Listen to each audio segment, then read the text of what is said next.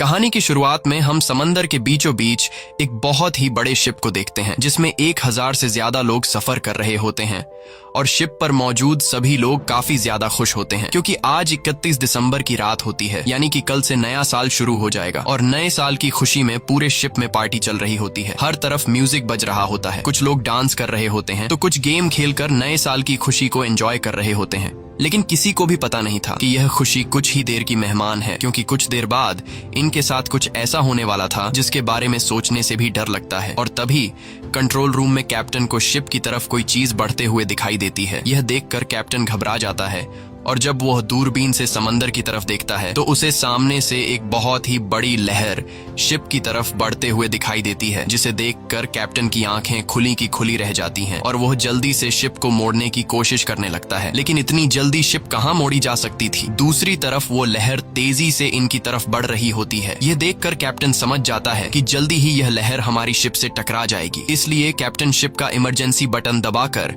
सभी लोगों को आने वाले खतरे के लिए वार्न कर देता है। और शिप में मौजूद लोगों को जब पता चलता है कि जल्दी ही हमारे शिप से एक बहुत ही बड़ी लहर टकराने वाली है तो सभी लोगों के बीच हलचल मच जाती है और लोग यहाँ वहाँ भागने लगते हैं। लेकिन किसी के पास भी छिपने की जगह नहीं थी और तभी एक बहुत ही बड़ी लहर शिप से जोर से टकराती है। ये टकराव इतना तेज होता है कि कुछ लोग तो एक ही झटके में मारे जाते हैं और शिप दूसरी तरफ उलट जाती है, यानी कि जो हिस्सा ऊपर था वो नीचे चला जाता है और जो जमीन थी जहाँ पर लोग पार्टी कर रहे थे वो हिस्सा ऊपर आ जाता है। शिप के पलटते वक्त सामान दूसरी तरफ गिरने लगता है, जिसमें कई सारे लोग भी उड़ते हुए सामने की दीवार से टकराकर मारे जाते हैं। कुछ लोग पानी में गिरकर मारे गए और कुछ लोग शिप में होने वाले ब्लास्ट की वजह से मारे गए।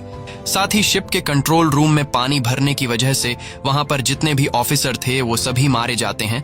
अब यहाँ हम शिप के अंदर का सिचुएशन देखते हैं, जहां सारी चीजें यहाँ वहां बिखरी पड़ी हुई थी और हॉल में मौजूद सभी लोग काफी परेशान होते हैं क्योंकि इनमें से कई लोगों ने अपनों को खो दिया था। कुछ देर बाद हॉल में शिप का एक ऑफिसर आता है और सभी को बताता है कि हमारे पास एक अच्छी खबर है और एक बुरी खबर है। बुरी खबर ये है कि हमारे शिप से एक बहुत बड़ी सुनामी की लहर टकराई है, जिस वजह से ये शिप पलट गया है। इसीलिए अब यहाँ से कोई भी नहीं निकल सकता क्योंकि शिप से बाहर निकलने का रास्ता नीचे पानी में डूबा हुआ है। और अच्छी खबर यह है कि हमारे ऑफिसर्स ने लहर के टकराने से कुछ मिनट्स पहले रेस्क्यू टीम को खबर कर दी है। इसीलिए अब किसी को भी परेशान होने की जरूरत नहीं क्योंकि रेस्क्यू टीम जल्द हेलीकॉप्टर लेकर यहाँ पर पहुंच जाएगी और हमें बचा लेगी। इस दौरान हम शिप के अंदर एक आदमी को देखते हैं जिसका नाम डेलन है। डेलन पहले यूएस नेवी में हुआ करता था, इसीलिए डेलन समझ गया था कि हम लोग यहाँ समंदर के बीचों बीच फंस गए हैं। यहाँ रेस्क्यू टीम को आने में काफी टाइम लगेगा, इसलिए मुझे खुद ही कुछ करना होगा। और वो सामने की दीवार पर लगे शिप के मैप को देखकर यहाँ से बाहर निकलने का रास्ता ढूंढने लगता है। लेकिन उसे कोई भी बाहर जाने का रास्ता नहीं दिखाई देता क्योंकि जो रास्ता यहाँ से निकलने का था वो पानी के नीचे डूब गया होता है। अब यहाँ डेलन हिम्मत नहीं हारता और वो यहाँ से निकलने के लिए एक मरे हुए आदमी के पास जाकर उसकी जेब से जरूरत की कुछ चीजें निकाल लेता है। तभी उसके पास एक छोटा लड़का आता है और वो लड़का पूछता है कि आप क्या कर रहे हो, जिस पर डेलन बताता है कि मैं यहाँ से बाहर निकलने की तैयारी कर रहा हूँ। ये सुनकर बच्चा कहता है कि आप यहाँ से नहीं निकल सकते क्योंकि कुछ देर पहले शिप के ऑफिसर ने बताया कि शिप पलटने की वजह से यहाँ से निकलने का कोई भी रास्ता नहीं है। तब डेलन कहता है कि यहाँ से निकलने का एक रास्ता है जिसके लिए मुझे ऊपर जाना पड़ेगा। तभी उस लड़के की मॉम वहां पर आती है और वो लड़का अपनी मॉम को बता देता है कि डेलन को यहाँ से निकलने का एक रास्ता पता है। तब इस बच्चे की माँ डेलन से पूछती है कि क्या सच में तुम्हें यहाँ से बाहर निकलने का रास्ता पता है, जिस पर डेलन हाँ में जवाब देता है। तभी वहां पर एक बिजनेसमैन और एक बूढ़ा आदमी आते हैं और इन दोनों को भी पता चल जाता है कि डेलन यहाँ से बाहर निकलने का रास्ता जानता है। तब वो बूढ़ा आदमी डेलन से कहता है कि मैं एक आर्किटेक्ट हूँ, मुझे पता है कि इस जहाज को किस तरह से डिजाइन किया गया है और मेरे हिसाब से इस जहाज को ऐसे नहीं बनाया गया कि यह उल्टा होकर पानी के ऊपर तैर सके और अब यह जहाज धीरे धीरे नीचे पानी में डूब रहा है। अगर हम लोग जल्द ही यहाँ से नहीं निकले तो हम सभी मारे जाएंगे। अब यहाँ इनके साथ जो बिजनेसमैन होता है वो डेलन से कहता है कि मैं भी तुम्हारे साथ जाना चाहता हूँ। तब डेलन ना में जवाब देता है और कहता है कि मैं अकेले काम करता हूँ, जिस पर वह बिजनेसमैन कहता है कि हमें मिलकर एक साथ यहाँ से बाहर निकलने का रास्ता ढूंढना चाहिए। अगर हम अकेले यहाँ से निकलने की कोशिश करेंगे तो हम सभी मारे जाएंगे। तब बाकी लोग भी डेलन से कहते हैं कि यह आदमी ठीक कह रहा है, हमें एक साथ मिलकर बाहर का रास्ता ढूंढना चाहिए, जिस पर डेलन इन सब की बात मान जाता है। अब यहाँ वो बिजनेसमैन शिप के एक वेटर को बुलाकर उससे कहता है कि यहाँ से ऊपर जाने का शॉर्टकट रास्ता कौन सा है। तब वो वेटर कहता है कि शिप के ऑफिसर ने मुझे यहाँ से बाहर निकलने का रास्ता किसी को बताने से मना किया है, क्योंकि वह रास्ता बहुत ही खतरनाक है, वहां से जाते हुए तुम लोगों की जान जा सकती है। तब वो बिजनेसमैन वेटर से कहता है कि तुम एक साल में जितना कमाते हो मैं तुम्हें उससे दोगुने पैसे दूंगा, लेकिन इसके लिए तुम्हें हम लोगों को यहाँ से बाहर निकलने का रास्ता दिखाना होगा, जिसके लिए वो वेटर मान जाता है। और अब ये सभी लोग ऊपर की तरफ बढ़ने लगते हैं। ये लोग उस जगह पर जाना चाहते थे जहाँ पर शिप के बड़े बड़े पंखे होते हैं, क्योंकि यहाँ से निकलने का सिर्फ यही एक रास्ता था। अब ये लोग जब ऊपर जा रहे होते हैं तब नीचे हॉल में मौजूद सभी लोग इन लोगों को ऊपर जाते हुए देख लेते हैं। यह देखकर ऑफिसर सभी लोगों से कहता है कि यह लोग बेवकूफ हैं जो ऊपर जा रहे हैं, क्योंकि ऊपर इनका मौत इंतजार कर रहा है। लेकिन ऑफिसर ये नहीं जानता था कि अब यह शिप धीरे धीरे नीचे पानी में डूब रही है, जिस वजह से कभी भी यहाँ हॉल में पानी भर सकता है। अब यहाँ ऑफिसर गार्ड्स को सभी दरवाजे बंद करने को कहता है ताकि पानी अंदर ना आ सके, और जो कुछ लोग ऊपर गए हैं वह भी अंदर ना आ पाए। वहीं दूसरी तरफ यह लोग आगे बढ़ रहे होते हैं और तभी इन लोगों को रास्ते में कुछ लोगों की डेड बॉडी भी जमीन पर पड़ी हुई दिखती है, जिसे देखकर यह लोग काफी ज्यादा घबरा जाते हैं। अब कुछ दूर आगे जाने के बाद यह लोग देखते हैं कि सामान यहाँ वहाँ बिखरने की वजह से चारों तरफ से रास्ता बंद है और इन्हें ऊपर जाने के लिए कोई भी रास्ता नहीं मिल रहा होता। तब यह लोग लिफ्ट का दरवाजा खोलते हैं। लिफ्ट का दरवाजा खोलने के बाद ये लोग देखते हैं कि लिफ्ट खराब हो चुका है और लिफ्ट ऊपर अटक चुका है। अब इन लोगों को सामने वाले लिफ्ट का दरवाजा खोलकर उसके पार जाना था, जिसके लिए ये सभी लोग एक लंबे लोहे के बेंच से सामने वाले लिफ्ट तक रास्ता बनाते हैं ताकि यह लोग सामने वाले फ्लोर के दरवाजे को खोलकर यहाँ से निकल सके। अब यहाँ सबसे पहले डेलन आगे जाता है और वहां पहुंचकर दरवाजा खोलने की कोशिश करता है, लेकिन दरवाजा खुलने का नाम ही नहीं ले रहा था। तभी उसकी नजर ऊपर वाले लिफ्ट पर पड़ी, जिसका दरवाजा आधा खुला हुआ था। अब उस लिफ्ट पर जाने के लिए डेलन अपने पास उस बूढ़े आदमी को बुलाता है और फिर डेलन उस बूढ़े आदमी के कंधे पर चढ़कर ऊपर वाले लिफ्ट तक पहुंच जाता है, जिसके बाद वो एक एक करके सभी लोगों को ऊपर वाले लिफ्ट में चढ़ा देता है। लेकिन अब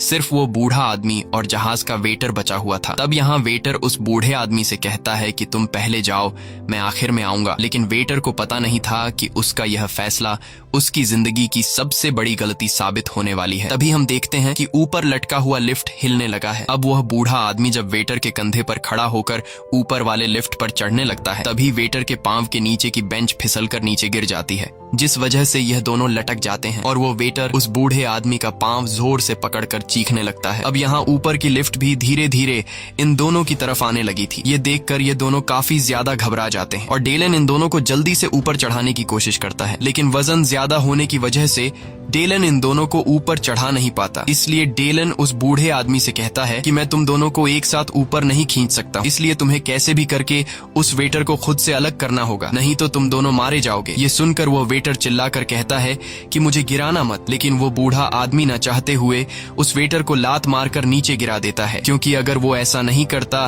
तो यह दोनों मारे जाते। जिसके बाद यह लोग उस बूढ़े आदमी को ऊपर वाली लिफ्ट पर खींच लेते हैं और उस बूढ़े आदमी के अंदर आते ही वो लिफ्ट इतनी स्पीड से नीचे टकराती है कि वहां एक जोरदार धमाका होता है और हर तरफ आग फैल जाती है। अब आग से खुद को बचाने के लिए यह लोग जल्दी से लिफ्ट का दरवाजा बंद कर देते हैं, जिससे इन लोगों की जान बच जाती है। वहीं दूसरी तरफ लिफ्ट के जमीन से टकराने की आवाज को सुनते हुए शिप के ऑफिसर को लगता है कि जो लोग ऊपर गए थे वो सभी मारे गए, लेकिन उसे पता नहीं था कि अब मौत उसकी तरफ बढ़ रही है। वहीं दूसरी तरफ ये लोग फिर से आगे बढ़ना शुरू कर देते हैं और कुछ दूर आगे जाने के बाद ये लोग एक डांस क्लब में पहुंचते हैं, जहां बिजनेसमैन को अपनी बेटी मिलती है जो यहाँ डांस क्लब में फंस गई थी, और साथ ही 3 लोग और भी इन्हें मिलते हैं। अब इनकी पूरे 9 लोगों की टीम बन चुकी थी और ये लोग प्लान बनाते हैं कि हम लोगों को जल्द ही शिप के पंखों वाली जगह तक पहुंचना होगा, क्योंकि यह शिप धीरे धीरे डूब रही है और शिप में पानी भरता जा रहा है। अब यह लोग आगे बढ़ते हुए जब सामने का दरवाजा खोलते हैं तो इनकी आंखें खुली की खुली रह जाती हैं, क्योंकि आगे का रास्ता पूरी तरह से बंद था और नीचे ग्राउंड फ्लोर में ढेर सारा पानी जमा हो चुका था। अब दूसरी साइड पर जाने के लिए सिर्फ एक रास्ता था और वो था लिफ्ट का टूटा हुआ रेलिंग, जिस पर ये लोग एक एक करके दूसरी साइड पर जाने लगते हैं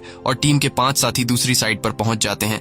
अब यहाँ वो बिजनेसमैन उस छोटे लड़के से कहता है कि बेटा तुम आ जाओ, अब तुम्हारी बारी है। लेकिन तभी एक शराबी आकर कहता है कि पहले मैं जाऊंगा, क्या पता तुम लोग मुझे यहाँ अकेला छोड़कर चले जाओ। अब ये लोग उस शराबी को कुछ नहीं कहते और वो शराबी लोहे की रेलिंग पर आगे बढ़ने लगता है, लेकिन जैसे ही वो बीच रास्ते में पहुंचता है तभी उसके हाथ से शराब की बोतल नीचे गिर जाती है, जिस वजह से वो रेलिंग के बीचों बीच खड़ा हो जाता है और तभी ऊपर से शिप का इंजन उसके ऊपर आ गिरता है, जिस वजह से वो रेलिंग का रास्ता टूट जाता है और शराबी इंजन के नीचे आकर कुचला जाता है। इंजन जिस जगह से गिरा था वहां से ढेर सारा ऑयल नीचे पानी में गिरने लगता है और तभी पानी में कुछ चिंगारियां लगने की वजह से नीचे आग का फव्वारा उठ जाता है और यह लोग पीछे भागकर आग से खुद को बचा लेते हैं। लेकिन अब यह लोग बहुत ज्यादा परेशान हो जाते हैं क्योंकि इंजन गिरने की वजह से रेलिंग का रास्ता टूट गया था और नीचे पानी में आग लग चुकी थी, इसलिए इन्हें अब दूसरी साइड पर जाने का कोई भी रास्ता नहीं मिल रहा था। और अगर जल्द यह लोग दूसरी साइड पर नहीं गए तो शिप में पानी भरने की वजह से यह लोग यहीं पर मारे जाएंगे। अब यहाँ किसी को भी समझ नहीं आ रहा होता कि हमें क्या करना चाहिए और तभी डेलन के दिमाग में एक आइडिया आता है। वो एक लंबे पाइप को लोहे के रॉड के साथ बांधकर खुद नीचे पानी में कूद जाता है और पानी में कूदने के बाद आग उसे छू तक नहीं पाती क्योंकि उसे पहले से पता था कि आग पानी के ऊपर है, इसलिए वो आसानी से पानी के नीचे तैरते हुए दूसरी साइड पर पहुंच जाता है और वहां वो पाइप को दूसरे लोहे के रोड के साथ बांध लेता है और इस तरह से डेलन बाकी बचे लोगों के लिए दूसरी साइड पर आने का रास्ता बना लेता है। जिसके बाद वो बिजनेसमैन अपने कंधे पर उस बच्चे को बैठाकर पाइप से लटकते हुए दूसरी साइड पर आ जाता है और अब ये लोग फिर से आगे की तरफ बढ़ने लगते हैं। वहीं दूसरी तरफ हम हॉल में मौजूद लोगों को देखते हैं जहां अब शिप में ज्यादा पानी भरने की वजह से जो पानी शीशे के खिड़कियों ने रोक रखा था, उन शीशों में अब पानी का लोड ज्यादा आने की वजह से शीशों में दरारें आने लगती हैं। ये देखकर हॉल में मौजूद सभी लोग काफी घबरा जाते हैं और अब जाकर ऑफिसर को अपनी गलती का एहसास हुआ, मगर अब बहुत देर हो चुकी थी और तभी खिड़की के सारे शीशे टूटकर उसमें से पानी अंदर हॉल में आने लगता है और सभी लोग पानी में डूबकर मारे जाते हैं। हॉल में मौजूद लोगों की चीखें ऊपर व 8 लोग भी सुन लेते हैं और समझ जाते हैं कि हॉल में मौजूद सभी लोग मारे गए हैं और मन ही मन सोच रहे थे कि हमारा वहां से निकलने का फैसला बिल्कुल ठीक था, क्योंकि अगर हम लोग ऑफिसर की बात मानकर बाकी लोगों के साथ हॉल में मौजूद होते तो अब हम भी मारे जाते। लेकिन अब इनके पास भी ज्यादा सोचने का टाइम नहीं था क्योंकि अब ये लोग जिस जगह पर मौजूद थे वहां भी पानी भरने लगा था, इसलिए ये लोग जल्दी से पंखों वाली जगह तक पहुंचने का रास्ता ढूंढने लगते हैं। और जब ये लोग सामने का दरवाजा खोलने की कोशिश करते हैं तो दरवाजा जरा सा खोलने पर तेज प्रेशर से पानी अंदर आने लगता है। इसका मतलब कि दरवाजे के बाहर पानी जमा हो चुका है और ये लोग इस रास्ते से होते हुए बाहर नहीं जा सकते। ये देखकर सभी लोग परेशान हो जाते हैं क्योंकि अब इनके पास यहाँ से निकलने का कोई भी रास्ता नहीं था और तभी उस बिजनेसमैन को वेंटिलेशन का एक छोटा सा रास्ता दिखाई देता है। अब दूसरा कोई रास्ता न होने पर ये लोग वेंटिलेशन के छोटे से रास्ते में घुस जाते हैं और कुछ दूर आगे जाते हुए इन्हें ऊपर रोशनी दिखाई देती है, जिसे देखकर ये लोग खुश हो जाते हैं क्योंकि वहां से बाहर निकला जा सकता था। लेकिन बुरी बात ये थी कि अब नीचे से वेंटिलेशन के रास्ते में तेजी से पानी भरने लगा था और वेंटिलेशन के छोटे रास्ते में डेलन सबसे पीछे होता है। इसलिए डेलन बिजनेसमैन से कहता है कि जल्दी से ऊपर रोशनी वाली जगह तक पहुंचो क्योंकि नीचे से तेजी से पानी हमारी तरफ आने लगा है। अब जैसे तैसे करके वो बिजनेसमैन ऊपर रोशनी वाली जगह तक पहुंच जाता है, लेकिन उस जगह तक पहुंचने के बाद वो देखता है कि यहाँ पर एक लोहे की जाली लगाई गई है जिसे बिजनेसमैन खोलने की कोशिश करता है, लेकिन वो खोल नहीं पाता क्योंकि उस जाली को नट बोल्ट से फिट किया गया था। साथ ही जाली के सुराख छोटे होने की वजह से बिजनेसमैन का हाथ भी नट बोल्ट तक नहीं पहुंच रहा था। इसीलिए बिजनेसमैन उस औरत के बच्चे को कहता है कि बेटा तुम ऊपर आ जाओ, तुम्हारे हाथ छोटे हैं, शायद तुम्हारे हाथ जाली के नट बोल्ट तक पहुंच जाए। जिसके बाद वो छोटा लड़का ऊपर आता है और जाली के सुराख में से अपना हाथ निकालकर नट बोल्ट को खोलने की कोशिश करता है, लेकिन वो खोल नहीं पाता क्योंकि उस बोल्ट को खोलने के लिए किसी लोहे के टुकड़े की जरूरत थी। और यहाँ वो बिजनेसमैन सभी लोगों से कहता है कि किसी के पास कोई नुकीला चीज है जिससे नट बोल्ट खोला जा सके। अब यहाँ इनके साथ जो लड़की होती है वो अपने गले से क्रॉस का निशान खोलकर उस बिजनेसमैन को दे देती है और कहती है कि इस क्रॉस के निशान से ट्राई करो, शायद इससे नट बोल्ट खुल जाए। अब यहाँ वो बच्चा अपना हाथ निकालकर उस नट बोल्ट को खोलने लगता है और वो नट बोल्ट धीरे धीरे खुल भी रहा होता है, लेकिन अब नीचे से पानी इन तक पहुंच जाता है। और अब क्योंकि सबसे नीचे डेलन था, इसलिए पानी भरने की वजह से उसके सर के अलावा उसकी पूरी बॉडी पानी में डूब जाती है और अब उसका सर भी पानी में डूबने लगा था। इसलिए सभी लोग उस बच्चे को जल्दी से बोल्ट खोलने को कहते हैं और अब डेलन जैसे ही पूरी तरह से पानी में डूबने वाला होता है तभी वो बच्चा जाली के दोनों तरफ के नट बोल्ट खोल देता है, जिसके बाद ये लोग एक एक करके जल्दी से बाहर आ जाते हैं। और अब ये लोग जहाज के पंखे वाले जगह से कुछ ही दूरी पर थे, बस अब इन्हें 2 फ्लोर ऊपर जाना था। और अब ये लोग ऊपर वाले फ्लोर तक जाने के लिए जब सामने का दरवाजा खोलने की कोशिश करते हैं तो वो दरवाजा दूसरी तरफ से बंद होता है, इसलिए इसलिए दूसरा कोई रास्ता न मिलने पर ये लोग ऊपर लगे टंकी का ढक्कन खोल लेते हैं। अब उस टैंकी के अंदर आने पर इन्हें पता चलता है कि यह शिप का स्टेबलाइजर टैंक है जो पूरी तरह से बंद है और अब ये लोग यहाँ पर फंस चुके थे क्योंकि यहाँ से निकलने का कोई रास्ता नहीं था। सिर्फ एक रास्ता था जो काफी मजबूती से बंद था। साथ ही यह लोग अब नीचे भी वापस नहीं जा सकते थे क्योंकि नीचे पूरा शिप पानी से भर गया होता है। अब यहाँ डेलन को समझ आ जाता है कि यह एक स्टेबलाइजर टैंक है, इसलिए वो सभी को समझाता है कि इस टैंक को शिप को बैलेंस रखने के लिए बनाया गया है। जब यह टैंक पूरी तरह से पानी से भर जाता है तब ये सामने का छोटा रास्ता खुल जाता है और एक्स्ट्रा पानी को बाहर दूसरी टैंक में फेंक देता है और अब बस हमारे पास सिर्फ एक ही रास्ता है। अगर हम लोगों को यहाँ से जिंदा निकलना है तो हम लोगों को इस टैंक को पानी से भरना होगा। ये सुनकर बिजनेसमैन की बेटी काफी घबरा जाती है और कहती है कि अगर पानी भरने के बाद भी दरवाजा न खुला और इस बीच हमारी सांस टूट गई तो फिर क्या होगा। जिस पर डेलन जवाब देता है कि पता नहीं, मगर इसके अलावा हमारे पास और कोई रास्ता नहीं है। अब यह सभी लोग सोच रहे होते हैं कि टैंक में पानी भरा जाए या फिर नहीं, और तभी वह बिजनेसमैन देखता है कि नीचे से काफी तेज रफ्तार से पानी भरते हुए हमारी तरफ आ रहा है। यह देखकर यह लोग फैसला कर लेते हैं कि अगर हम लोग इसी तरह से सोचते रहेंगे तो नीचे से पानी भरने की वजह से हम लोग वैसे भी मारे जाएंगे, इसलिए क्यों न सामने का वॉल खोलकर इस टैंक को पानी से भर दें। जिसके बाद डेलन और बिजनेसमैन मिलकर सामने का बड़ा वॉल खोल लेते हैं जिससे टैंक में पानी भरने लगता है और देखते ही देखते पूरा टैंक पानी से भर जाता है, मगर अभी भी सामने का दरवाजा नहीं खुलता। ये देखकर सभी लोग बहुत ज्यादा मायूस हो जाते हैं और समझ जाते हैं कि अब हमारी मौत पक्की है। लेकिन तभी टैंक पर पानी का प्रेशर ज्यादा होने की वजह से सामने का दरवाजा खुल जाता है और एक ही झटके में यह सभी लोग दूसरी टैंक में शिफ्ट हो जाते हैं। लेकिन मुसीबत अभी खत्म नहीं हुई थी क्योंकि यहाँ पहले से पानी भर चुका था और अब इन लोगों को ऊपर वाले फ्लोर पर जाने के लिए पानी में तैर कर जाना होगा। जिसके बाद सब लोग गहरी सांस लेते हैं और दूसरी तरफ तैरते हुए जाने लगते हैं। लेकिन यहाँ सबसे आखिर में जो लड़की होती है वो जब आगे बढ़ रही होती है तो तभी उसके कपड़े एक तार में अटक जाते हैं जिससे वो वहीं फंस जाती है। अब जब वो लड़की तार से खुद को छुड़ाने के लिए जोर लगाती है तो तभी उसका सिर सामने के नुकीले लोहे से टकरा जाता है जिस वजह से उसका काफी खून बहने लगता है। लेकिन मौके पर वो बूढ़ा आदमी उस लड़की को देख लेता है और वो उसे जैसे तैसे करके ऊपर ले आता है, मगर तब तक उसकी सांसें टूट चुकी होती हैं और यह लोग उस लड़की की मौत से काफी मायूस हो जाते हैं। और अब उस लड़की के मरने के बाद इनकी 7 लोगों की टीम बची थी, जिसके बाद यह लोग फिर से आगे बढ़ना शुरू कर देते हैं और यह लोग एक ऐसी जगह पर पहुंचते हैं जहां पर ढेर सारा सामान यहाँ वहां बिखरा पड़ा था और तभी उन्हें सामान के पीछे से किसी की आवाज सुनाई देती है जिसे सुनकर यह लोग समझ जाते हैं कि शायद हमारे लिए मदद आ चुकी है। इसलिए यह लोग भी जोर जोर से चिल्लाने लगते हैं और सामने का सामान हटाकर रास्ता साफ करने लगते हैं। लेकिन सामान हटाने पर उन्हें पता चलता है कि यह आवाज एक टेलीफोन की थी। ये देखकर यह लोग काफी ज्यादा उदास हो जाते हैं। अब यहाँ डेलन जब मैप में जहाज का स्ट्रक्चर देखता है तो उसे पता चलता है कि हम लोग पंखे वाली जगह के काफी करीब हैं, इसलिए यह लोग दौड़ते हुए पंखे वाली जगह पर आते हैं। लेकिन यहाँ आकर उन्हें पता चलता है कि पंखों वाली जगह पर ढेर सारा पानी भरा हुआ है। यह देखकर यह लोग पूरी तरह से टूट जाते हैं क्योंकि इन लोगों को जहाँ से निकलना था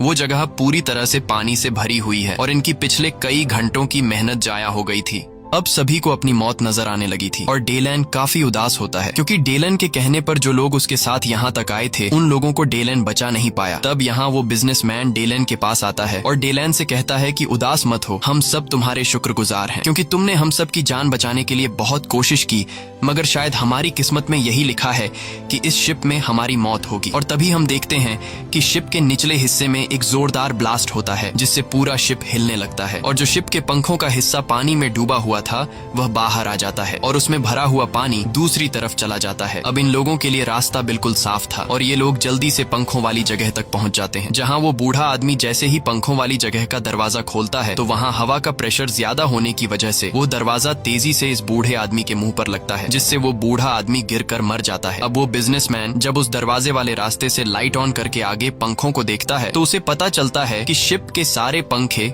सीधे चलने के बजाय उल्टे चल रहे हैं, मतलब कि बाहर की सारी हवा अंदर आ रही थी और इस तरह से अगर ये लोग पंखे के करीब भी जाते हैं तो पंखे की तेज हवा इन्हें वापस अंदर फेंक देती। अब पंखों के इतने करीब आकर ये लोग किसी तरह करके पंखों को बंद करना चाहते थे ताकि ये लोग बाहर निकल सके। इसलिए ये लोग जब मैप में देखते हैं तो इन्हें पता चलता है कि पंखों को कंट्रोल रूम से बंद किया जा सकता है, लेकिन कंट्रोल रूम यहाँ से काफी नीचे 150 फीट दूर है जिसका मतलब वहाँ जाना मौत है क्योंकि इतनी देर तक कोई भी इंसान अपनी सांस नहीं रोक सकता। लेकिन वो बिजनेसमैन कहता है कि मुझे वहाँ जाना होगा, अगर मैं वहाँ नहीं गया तो हम सब मर जाएंगे। तब उस बिजनेसमैन की बेटी का बॉयफ्रेंड कहता है कि आप वहाँ मत जाइए, मुझे जाने दीजिए क्योंकि मैं जवान हूँ इसलिए मैं वहाँ जाकर पंखों को बंद करके वापस आ जाऊंगा। ये सब देखकर बिजनेसमैन की बेटी रोने लगती है, क्योंकि उसे पता था कि पानी में इतने दूर जाने के बाद कोई भी वापस जिंदा नहीं आ सकता।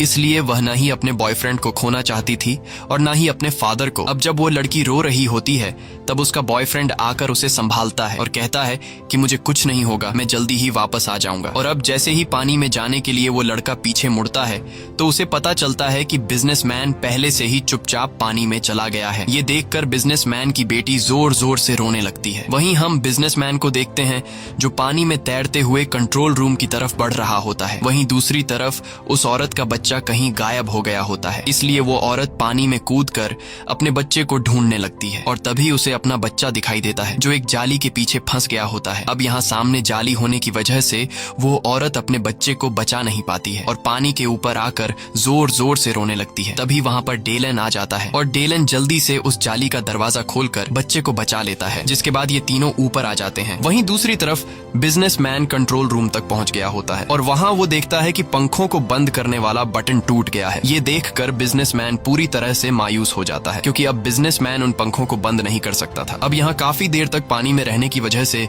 बिजनेसमैन की सांस फूलने लगती है, जिस वजह से वो बिजनेसमैन तड़पने लगता है और जैसे ही बिजनेसमैन मरने वाला होता है तभी वो उस बटन को देख लेता है जिससे पंखों को रिवर्स किया जाता है और वो बिजनेसमैन मरने से पहले उस बटन को दबा देता है, जिससे शिप के पंखे रिवर्स घूमने लगते हैं और बिजनेसमैन वहीं पानी में मारा जाता है। और इस तरह से ये बिजनेसमैन अपने साथियों की जान बचाने के लिए खुद की जान सैक्रिफाइस कर देता है। वहीं दूसरी तरफ ये लोग हवा में बदलाव महसूस करने लगते हैं और जब ये लोग पंखों को देखते हैं तो अब भी पंखे चल रहे होते हैं। ये लोग सोचते हैं कि बिजनेसमैन ने अभी तक पंखे बंद क्यों नहीं किए, लेकिन तभी इन लोगों को समझ आ जाता है कि पंखे अंदर हवा फेंकने के बजाय अब बाहर की तरफ फेंक रहे हैं। ये देखकर सभी लोग समझ जाते हैं कि बिजनेसमैन ने मरने से पहले पंखों को रिवर्स कर दिया है, लेकिन अभी तक इन लोगों को बिजनेसमैन के पंखों को रिवर्स करने की वजह का पता नहीं चलता और ये लोग सोच में पड़ जाते हैं कि अगर हम लोग पंखों के करीब गए तो ये पंखे हमारे टुकड़े टुकड़े कर देंगे। और तभी डेलन के दिमाग में एक आइडिया आता है और वो बिजनेसमैन के पंखों को रिवर्स करने के राज को समझ जाता है, जिसके बाद डेलन उस लड़के से कहता है कि अगर हम पंखों की तरफ बड़ी बड़ी चीजें फेंक दें तो हम लोग पंखों को बंद कर सकते हैं। उस लड़के को डेलन का ये आइडिया पसंद आता है और वह लड़का डेलन को गैस का एक बहुत ही बड़ा सिलेंडर पकड़ा देता है, जिसके बाद डेलन उस सिलेंडर को सीधा पंखे की तरफ फेंक देता है और जैसे ही वो सिलेंडर पंखे से टकराता है तो वहां पर एक जोरदार ब्लास्ट होता है, जिससे चारों तरफ आग फैल जाता है और आग के बुझने के बाद ये लोग देखते हैं कि पंखा रुक गया है। ये देखकर ये लोग काफी खुश हो जाते हैं और सभी लोग शिप के किनारे की तरफ बढ़ने लगते हैं। लेकिन यहाँ बिजनेसमैन की बेटी अपने फादर का इंतजार कर रही होती है। उसे उम्मीद थी कि उसके फादर वापस आएंगे, लेकिन उसे पता नहीं था कि उसके फादर मर चुके हैं। तब वहाँ इस लड़की का बॉयफ्रेंड आता है और इससे कहता है कि तुम्हारे फादर मर चुके हैं, इसलिए तुम अपने फादर का फिजूल में इंतजार कर रही हो और अब हमें यहाँ से जाना होगा, नहीं तो तुम मारी जाओगी। बिजनेसमैन की बेटी अपने बॉयफ्रेंड की बात मान जाती है, जिसके बाद ये सभी लोग शिप के पंखे वाली जगह के किनारे पर आकर एक एक करके नीचे पानी में कूद जाते हैं और जल्दी से एक छोटी सी बोट में चढ़ जाते हैं। अब जब सभी लोग बोट में बैठ जाते हैं तभी वो बड़ी शिप इन्हीं की तरफ गिरने लगती है। ये देखकर सभी लोग काफी घबरा जाते हैं और तेजी से चप्पू चलाकर अपनी बोट को आगे की तरफ धकेलने लगते हैं। कुछ देर बाद ये लोग उस शिप से काफी दूर निकल आते हैं और वो बड़ी शिप फाइनली पानी में डूब जाती है। तभी इन लोगों को आसपास हेलीकॉप्टर की आवाज सुनाई देती है, जिसकी आवाज सुनकर ये लोग काफी जोर जोर से चिल्लाने लगते हैं, लेकिन रात का अंधेरा होने की वजह से वो हेलीकॉप्टर इन्हें देख नहीं पाता। तब यहाँ डेलन एक फ्लेयर गन से शूट करता है, जिसकी रोशनी से हेलीकॉप्टर वाले इन्हें देख लेते हैं और हेलीकॉप्टर आकर इन लोगों को बचा लेता है। इसी के साथ ये कहानी खत्म हो जाती है। अगर आपको ये वीडियो अच्छी लगी हो तो हमारे चैनल को सब्सक्राइब और वीडियो को लाइक जरूर कीजिएगा। कहानी की शुरुआत डेनमार्क की एक यूनिवर्सिटी से होती है, जहां सिमोन नाम की लड़की अपने एग्जाम के लिए जल्दी जल्दी क्लास की ओर जा रही थी। तभी अचानक उसके पिता फेडरिक वहां पहुंचते हैं और बिना कुछ बताए सिमोन को पकड़कर अपनी कार में बैठा लेते हैं। कार में पहले से ही सिमोन का छोटा भाई रेशमस और उसकी माँ बैठे हुए थे। फेडरिक बेहद घबराया हुआ था और बिना कुछ समझाए कार को बहुत तेज चलाने लगा। वो उन्हें जंगल के अंदर बने एक गुप्त बंकर की ओर ले जा रहा था, जिसे उसकी कंपनी अपोलो ने तैयार किया था। मौसम भी तेजी से बिगड़ रहा था और लगता था कि किसी भी वक्त बारिश शुरू हो जाएगी। इसी बीच फेडरिक की तेज रफ्तार के कारण आगे कुछ गाड़ियों का एक्सीडेंट हो गया, जिससे सड़क पूरी तरह ब्लॉक हो गई। लोग गुस्से में फेडरिक से बहस करने लगे, लेकिन उसे किसी की परवाह नहीं थी। उसने तुरंत अपनी फैमिली को कार से उतारा और उन्हें लेकर भागते हुए जंगल के अंदर घुस गया। वहां पहुंचते ही आसमान से बारिश की पहली बूंदें गिरनी शुरू हो गई थीं। फेडरिक ने जल्दी से अपने फिंगरप्रिंट से बंकर का लॉक खोला और सबको लेकर अंदर चला गया। अंदर पहुंचकर सिमोन और रेशमस दोनों हैरान थे कि आखिर उनके पिता उन्हें यहाँ क्यों लाए हैं। बंकर में हर जरूरत का सामान था, कई सालों तक के लिए खाना पानी और एक खुद का एयर प्रोसेसिंग सिस्टम भी। सिमोन अपने पिता से सवाल करने ही वाली थी कि तभी फेडरिक ने प्रोटेक्टिव सूट पहना और बाहर जाने की तैयारी करने लगा। वो बस इतना कहता है, जब तक मैं वापस न आ जाऊं कोई भी बंकर से बाहर नहीं जाएगा। सिमोन उसे रोकने की कोशिश करती है और सच्चाई जानना चाहती है। तब फेडरिक बताता है कि बाहर हो रही बारिश में एक बहुत खतरनाक वायरस फैल चुका है। जो भी उसके संपर्क में आता है वो कुछ ही सेकंड में दर्द से तड़प कर मर जाता है। फेडरिक ही एकमात्र व्यक्ति था जो उसका इलाज ढूंढ सकता था, इसलिए उसे तुरंत कंपनी के हेडक्वार्टर जाना था। जाते जाते वो सिमोन से कहता है कि रेशमस का खास ध्यान रखना, क्योंकि आने वाले वक्त में वही सब कुछ बदल सकता है। सिमोन को अब भी कुछ समझ नहीं आया था, पर फेडरिक बंकर छोड़कर चला गया। थोड़ी देर बाद सिमोन ने अपने फोन पर इंटरनेट खोला और जैसे ही खबरें देखी उसके होश उड़ गए। हर जगह मौत, तबाही और डर के दृश्य थे। लोग सड़कों पर गिर रहे थे, चिल्ला रहे थे और बारिश में तड़प कर मर रहे थे। सिमोन ने डरते हुए अपने भाई से बातें शुरू की। तभी उनकी माँ बोली कि वे लोग अभी सेफ हैं, लेकिन चाहे कुछ भी हो जाए बाहर नहीं जाना है। वे अभी बातें ही कर रहे थे कि अचानक बंकर के दरवाजे पर कोई जोर जोर से नोक करने लगा। रेशमस को लगा कि शायद पापा लौट आए हैं। माँ ने उसे मना किया, पर उसने बात नहीं मानी और बंकर का दरवाजा खोल दिया। जैसे ही दरवाजा खुला, बाहर बारिश से भीगा हुआ एक आदमी गिर पड़ा। उसकी त्वचा जल रही थी और वो तड़पता हुआ रेशमस को बाहर खींचने की कोशिश करने लगा। मगर तभी रेशमस की माँ ने तुरंत रेशमस को अंदर खींच लिया और खुद उस आदमी को धक्का देते हुए बारिश में चली गई। बारिश में भीगते ही वो खुद भी इन्फेक्टेड होकर तड़पने लगी। उसकी सबसे बड़ी चिंता सिमोन और रेशमस के लिए थी। उसने दोनों से कहा कि एक दूसरे का ध्यान रखें। इसके बाद सिमोन भी रोते हुए दरवाजा बंद कर अंदर चली गई और अपने पिता फेडरिक को कॉल करने की कोशिश करने लगी, लेकिन उसका फोन फेडरिक के फोन से कनेक्ट नहीं हो रहा था, जिससे उसका डर और बढ़ गया। उसी समय उसे फेडरिक की बातें याद आईं, जब उसने कहा था कि सिमोन को रेशमस के सामने सब सामान्य दिखाना चाहिए। इस याद के सहारे सिमोन ने खुद को संभाला और बंकर के सारे सिस्टम्स को चेक करना शुरू किया। उसे पता चला कि उनके शहर में और भी कई ऐसे बंकर मौजूद थे जिन्हें अपोलो कंपनी ने बनाया था। सिमोन ने उन बंकर से कांटेक्ट करने की कोशिश की, लेकिन कोई फायदा नहीं हुआ। इसी दौरान उसने बंकर में उपलब्ध सामान देखते हुए एक रेडियो खोज लिया। रेडियो की मदद से उसने एक आदमी से कांटेक्ट किया जो अपने घर के बेसमेंट में छुप कर रह रहा था। बाहर के हालात बेहद खतरनाक थे और कई लोगों को पास के हॉस्पिटल में शिफ्ट किया जा रहा था ताकि उनकी जान बचाई जा सके। सिमोन ने उस आदमी को फेडरिक का नंबर देकर कॉल करने को कहा, लेकिन उसके कोशिश करने के बावजूद फेडरिक से कांटेक्ट नहीं हो पाया। सिमोन को लगा कि शायद फेडरिक भी मर चुका है, क्योंकि बाहर जीवित रहना लगभग नामुमकिन था। तभी अचानक पूरे शहर में लाइट चली गई, जिससे सिमोन का रेडियो कनेक्शन टूट गया और अब वो अकेले बंकर में रेशमस का ध्यान रखने लगी। एक हफ्ते बीत जाने के बाद भी जब फ्रेडरिक वापस नहीं आया तो सिमोन ने हिम्मत करके बाहर जाने की योजना बनाई। उसने रात में पीपीई किट पहनकर बंकर के गेट तक पहुंची, लेकिन तभी उसे अपनी माँ के मरने के विजन्स दिखाई देने लगे। डर कर वो तुरंत वापस बंकर में आ गई। रेशमस भी उसे बाहर जाने नहीं देना चाहता था, क्योंकि वो समझ चुका था कि बाहर का खतरा बहुत बड़ा है। इस तरह धीरे धीरे एक महीना बीत गया। इस दौरान सिमोन को कई बार रेशमस का ध्यान रखने में कठिनाई हुई, लेकिन उसने पूरी कोशिश की कि वो एक अच्छी बहन साबित हो और उसके भाई की देखभाल करें। साथ ही वो बंकर में मौजूद सभी संसाधनों और सिस्टम्स के बारे में भी सीखती गई।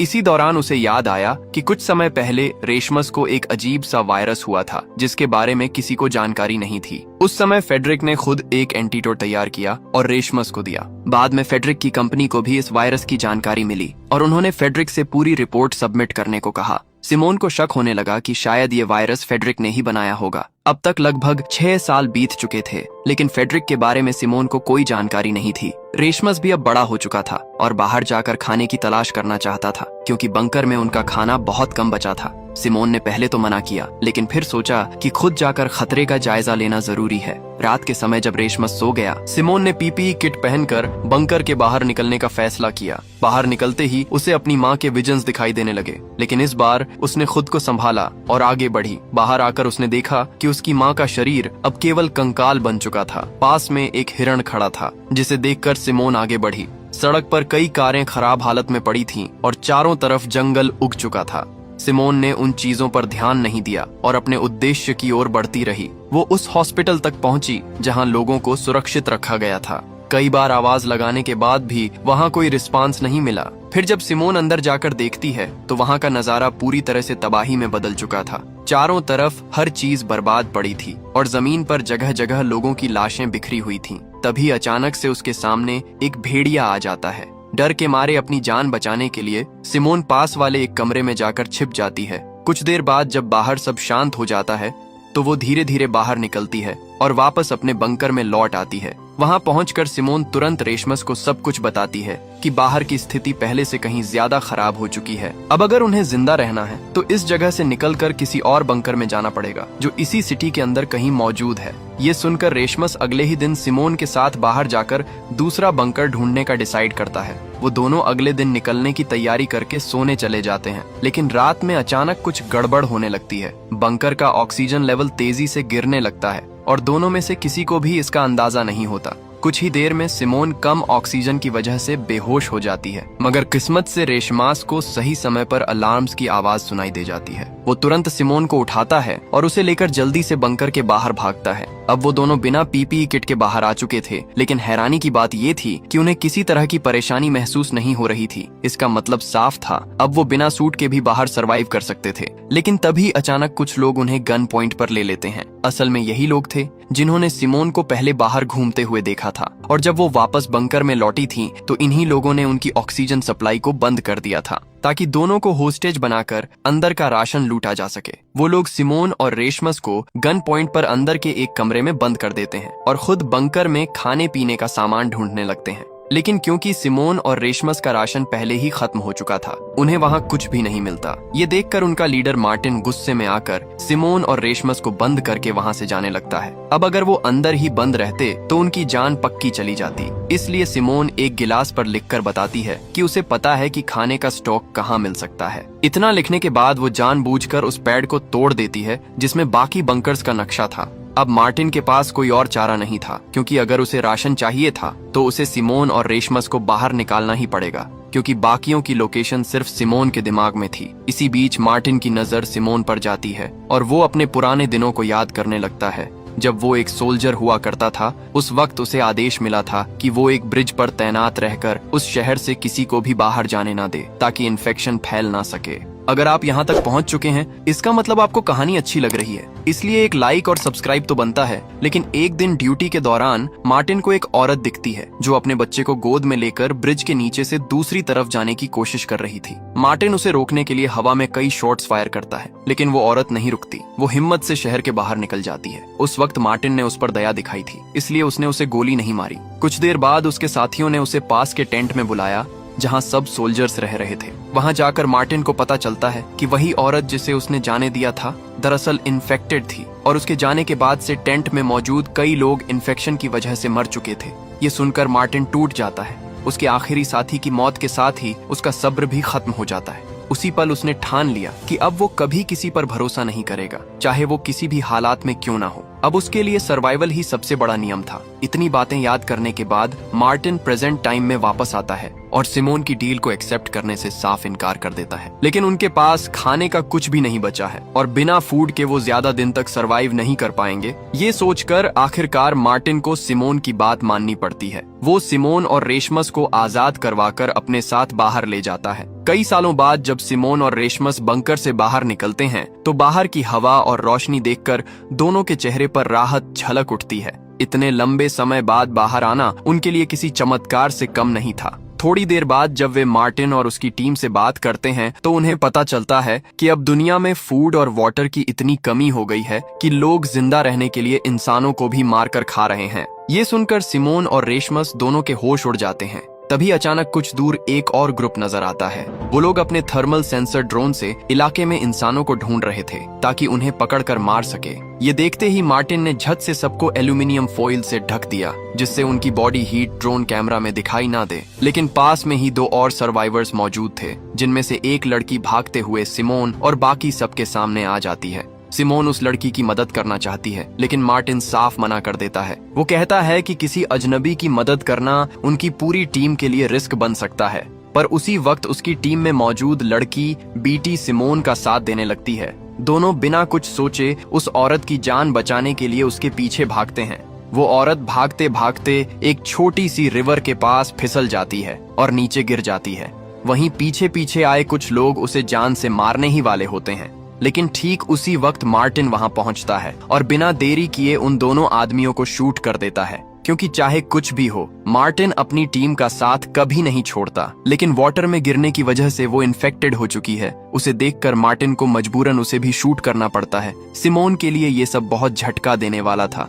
तभी उसे समझ आता है कि जमीन पर रहना तो सुरक्षित है, लेकिन बारिश या रुके हुए वाटर के संपर्क में आना अब भी बहुत बड़ा खतरा है। यहाँ तक कि जरा सा भी कांटेक्ट उन्हें इन्फेक्ट कर सकता है। इस घटना के बाद सिमोन सबको लेकर एक और बंकर की ओर निकलती है, जिसकी लोकेशन उसे याद थी। वहाँ पहुँचने में उन्हें लगभग 1 दिन का समय लगने वाला था। रात होने से पहले सब एक पास के घर में रुकने का डिसाइड करते हैं। घर के अंदर उन्हें मरे हुए हंटर्स के कुछ हथियार, कपड़े और थोड़ा बहुत सामान मिलता है। इसके अलावा वहाँ कुछ बोतलें क्लीन वाटर की भी रखी होती हैं। ये देखकर जोन अपनी बीमार साथी लिया को वो पानी पिलाता है। उनकी आपसी केयर देखकर सिमोन के चेहरे पर मुस्कान आ जाती है। पहले तो वो बस उनके सहारे अगले बंकर तक पहुंचना चाहती थी, लेकिन अब उसे महसूस होता है कि ये लोग बुरे नहीं हैं। धीरे धीरे सिमोन का मन सच में मार्टिन और उसकी टीम की मदद करने को तैयार होने लगता है। अगली सुबह सब सफर फिर से शुरू करते हैं। रास्ते में अचानक रेशमस का पैर एक पानी से भरे गड्ढे में चला जाता है। ये देखते ही मार्टिन तुरंत अपनी गन निकाल लेता है और उसे शूट करने वाला होता है, लेकिन तभी सिमोन बीच में आकर उसके सामने खड़ी हो जाती है और उसे रोक लेती है। वो तुरंत रेशमस का जूता उतारती है और उसकी सॉक्स चेक करती है। हैरानी की बात ये थी कि वो पूरी तरह सूखी थी। इसका मतलब रेशमस का जूता वाटरप्रूफ था और उसे किसी भी तरह का इन्फेक्शन नहीं हुआ था। ये देखकर मार्टिन चैन की सांस लेता है और अपनी गन नीचे कर देता है। फिर वो सब मिलकर अपनी यात्रा जारी रखते हैं और आखिरकार उस दूसरे बंकर तक पहुंच जाते हैं। वहां सिमोन के फिंगरप्रिंट से दरवाजा खुल जाता है। अंदर का नजारा देखकर सबके चेहरे खिल उठते हैं। वहां खाने पीने का इतना राशन था कि वे लोग सालों तक आराम से जी सकते थे। सब खुशी से झूम उठते हैं और पेट भरकर खाना खाते हैं। लेकिन सिमोन को अंदर कुछ बेचैनी महसूस होती है कि उसे मार्टिन और उसकी टीम पर भरोसा नहीं है। पता नहीं कब वो उसे जान से मार दें। इस बारे में जब वो सीधे मार्टिन से बात करती है तो मार्टिन उसे समझाता है कि सिमोन पिछले 6 इयर्स से बंकर के अंदर थी, इसलिए उसे बाहर की दुनिया और लोगों के हालात के बारे में कुछ नहीं पता। मार्टिन असल में एक अच्छा इंसान था, लेकिन प्रेजेंट टाइम ऐसा था कि किसी पर भरोसा करना अब आसान नहीं था। फिर भी सिमोन ने उसकी चेतावनी को नजरअंदाज कर दिया और अंदर बंकर में चली गई। वहाँ वो देखती है कि एक फोन चार्ज हो रहा है जिस पर उसकी और रेशमस की बचपन की फोटो लगी थी। ये फोन असल में सिमोन के पिता फ्रेडरिक का था, जो पुराने बंकर से निकलकर इस नए बंकर में कुछ समय के लिए आए। सिमोन तुरंत ही रेशमस के साथ उस फोन को चेक करती है। वहाँ उसे फ्रेडरिक की एक वीडियो मिलती है जिसमें वो बताता है कि वो स्वीडन के एक हेडक्वार्टर में इस इन्फेक्शन का एंटीटोड बनाने के लिए जा रहा है। सिमोन के दिमाग में तुरंत विचार आता है कि उसके पिता शायद अब भी जिंदा हैं, इसलिए वो रेशमस के साथ स्वीडन के उस हेडक्वार्टर जाने का फैसला करती है। सिमोन ने ये बात मार्टिन को भी बताई और उम्मीद थी कि मार्टिन उनकी मदद करेगा, लेकिन मार्टिन साफ मना कर देता है। उसका कहना था कि बंकर में उन्हें कोई खतरा नहीं था, जबकि स्वीडन के हेडक्वार्टर तक पहुंचने के लिए उन्हें शहर के बीच से गुजरना पड़ेगा, जहां कितने हंटर्स छिपे होंगे। मार्टिन सोचता था कि ये बहुत रिस्की हो सकता है। मार्टिन ये भी सोचता था कि वैसे भी फ्रेडरिक की वीडियो 6 साल पुरानी थी और शायद अब तक उसकी डेथ हो चुकी होगी। अगर वो एंटीटोड बनाने में सफल हो गया होता तो मार्टिन को इसके बारे में जरूर पता चल जाता, लेकिन सिमोन ने उसकी बात को नजरअंदाज कर दिया और कुछ दिन का राशन लेकर रेशमस के साथ बंकर से निकल गई। बीट भी जोन और लिया के साथ उनके पीछे चलने का डिसाइड करती है, क्योंकि वो सच में सिमोन का साथ देना चाहती थी। लिया खुद ये समझ चुकी थी कि सिमोन की वजह से ही वो इस बंकर तक आकर सुरक्षित हो पाई थी। वैसे भी पहले मार्टिन और पैट्रिक खुद भी लिया, जोन और बीट को जान से मारने वाले थे। असल में उस वक्त वो तीनों मार्टिन और पैट्रिक को नहीं जानते थे और केवल एक ही ग्रुप में फंसे हुए थे। मार्टिन और पैट्रिक ने उन्हें लूटने के इरादे से पकड़ा था और बीट ने अपनी जान बचाने के लिए उन्हें अपने एक छिपे हुए अड्डे के बारे में बता दिया। वहाँ उन्होंने काफी दिनों तक फूड रखा हुआ था। मार्टिन उन 5 के साथ उस जगह पर जाता है। वहाँ वे सभी मिलकर खाना खाते हैं और सच में उन्हें साथ रहकर काफी अच्छा लगता है। रात में बीट मार्टिन से अनुरोध करती है कि वो उन्हें प्रोटेक्शन प्रोवाइड करें। मार्टिन उस पर मान जाता है और तब से ही वे सभी साथ रहते हैं। प्रेजेंट टाइम में सिमोन और रेशमस को ये नहीं पता था कि जोन, लिया और बीट उनके पीछे आ रहे थे। वे शहर के पास पहुंचते हैं। रास्ते में उन्हें एक बस दिखाई देती है जो आगे के रास्ते को ब्लॉक कर रही थी। दोनों थक चुके थे, इसलिए बस में थोड़ी देर आराम करते हैं, लेकिन थोड़ी देर बाद उन्हें बाहर कुछ लोगों की परछाई दिखाई देती है। दोनों डर से वहीं सन्न रह जाते हैं। तभी पता चलता है कि वो लोग बीट, जोन और लिया है। सिमोन को बहुत अच्छा लगता है और वो उन्हें बंकर में सुरक्षित रहने के लिए कहती है, लेकिन तीनों तय कर लेते हैं कि सिमोन के साथ ही रहना है। वे पास के किसी सुरक्षित स्थान पर पहुंचते हैं और खाना खाने लगते हैं, लेकिन तभी वहां बहुत सारे हंटर्स आ जाते हैं। उन्हें तुरंत वहां से निकलना पड़ता है। भागते हुए सिमोन अलग हो जाती है और रोड पर एक जाली के पास पहुंचती है। जिस पर कई मिसिंग पर्सन्स के पोस्टर्स लगे हुए थे। ये देखकर सिमोन को बहुत बुरा लगता है। जाली के दूसरी तरफ वो एक छोटा बच्चा देखती है जो अकेला था। आसमान में काले बादल छा चुके थे और जल्द ही तेज बारिश आने वाली थी। उस बारिश में भीगते ही दोनों की मौत कुछ ही मिनटों में हो जाती। इसलिए सिमोन तुरंत ही उसे लेकर पास की एक बिल्डिंग में चली जाती है। वहां पहुंचने पर वो देखती है कि बच्चा भूख से परेशान होकर कुछ पेन किलर्स खा रहा था। ये देखकर सिमोन का दिल भर आता है। वो जल्दी से अपने बैग से थोड़ा खाना निकालती है और बच्चे को दे देती है। तभी उस बच्चे का पिता वहां पहुंचता है। जब वो सिमोन के हाथ से खाना खाता हुआ बच्चा देखता है तो उसकी आंखें भर जाती हैं। वो बार बार सिमोन को थैंक यू कहने लगता है। वो आदमी बताता है कि अगर उसके बेटे की तबीयत इतनी खराब ना होती तो वो इस टाउन को बहुत पहले छोड़ चुका होता। वो सिमोन को चेतावनी देता है कि ये टाउन खतरनाक लोगों से भरा पड़ा है और उसे जल्द से जल्द यहाँ से निकल जाना चाहिए। असल में टाउन के पास एक डॉक्टर था जो लोगों का इलाज करता था और वही आदमी भी अपने बेटे का इलाज वहीं करवा रहा था। ये सब सुनकर सिमोन उन्हें थोड़ा और खाना दे देती है ताकि वो कुछ दिन और गुजारा कर सकें और जैसे ही बच्चा ठीक हो जाए, वहाँ से निकल जाए। वो आदमी सिमोन का दिल से शुक्रिया अदा करता है और बारिश रुकने के बाद अपने बच्चे के साथ बाहर निकलता है। लेकिन बाहर जाते ही कुछ लोग उन्हें घेर लेते हैं। बच्चे के हाथ में खाना देखकर वे पागलों की तरह उस पर टूट पड़ते हैं और कुछ ही पलों में पिता और बेटे दोनों को मार डालते हैं। ये देखकर सिमोन डर जाती है और किसी तरह वहाँ से भागकर एक बेकरी में पहुँचती है जहाँ उसके बाकी साथी मौजूद थे। लेकिन तभी एक आदमी अंदर आता है जो अचानक रास की गर्दन पर चाकू रख देता है और सिमोन बाकी सबसे सारा खाना मांगता है। सब घबरा जाते हैं। तभी पीछे से मार्टिन और पैट्रिक वहां पहुंचते हैं और उस आदमी को गन पॉइंट पर ले लेते हैं। रसमस की जान बच जाती है। मार्टिन और पैट्रिक को देखकर बिट और बाकी सब बहुत खुश हो जाते हैं। उन्हें उम्मीद थी कि ये दोनों उन्हें ढूंढते हुए आएंगे।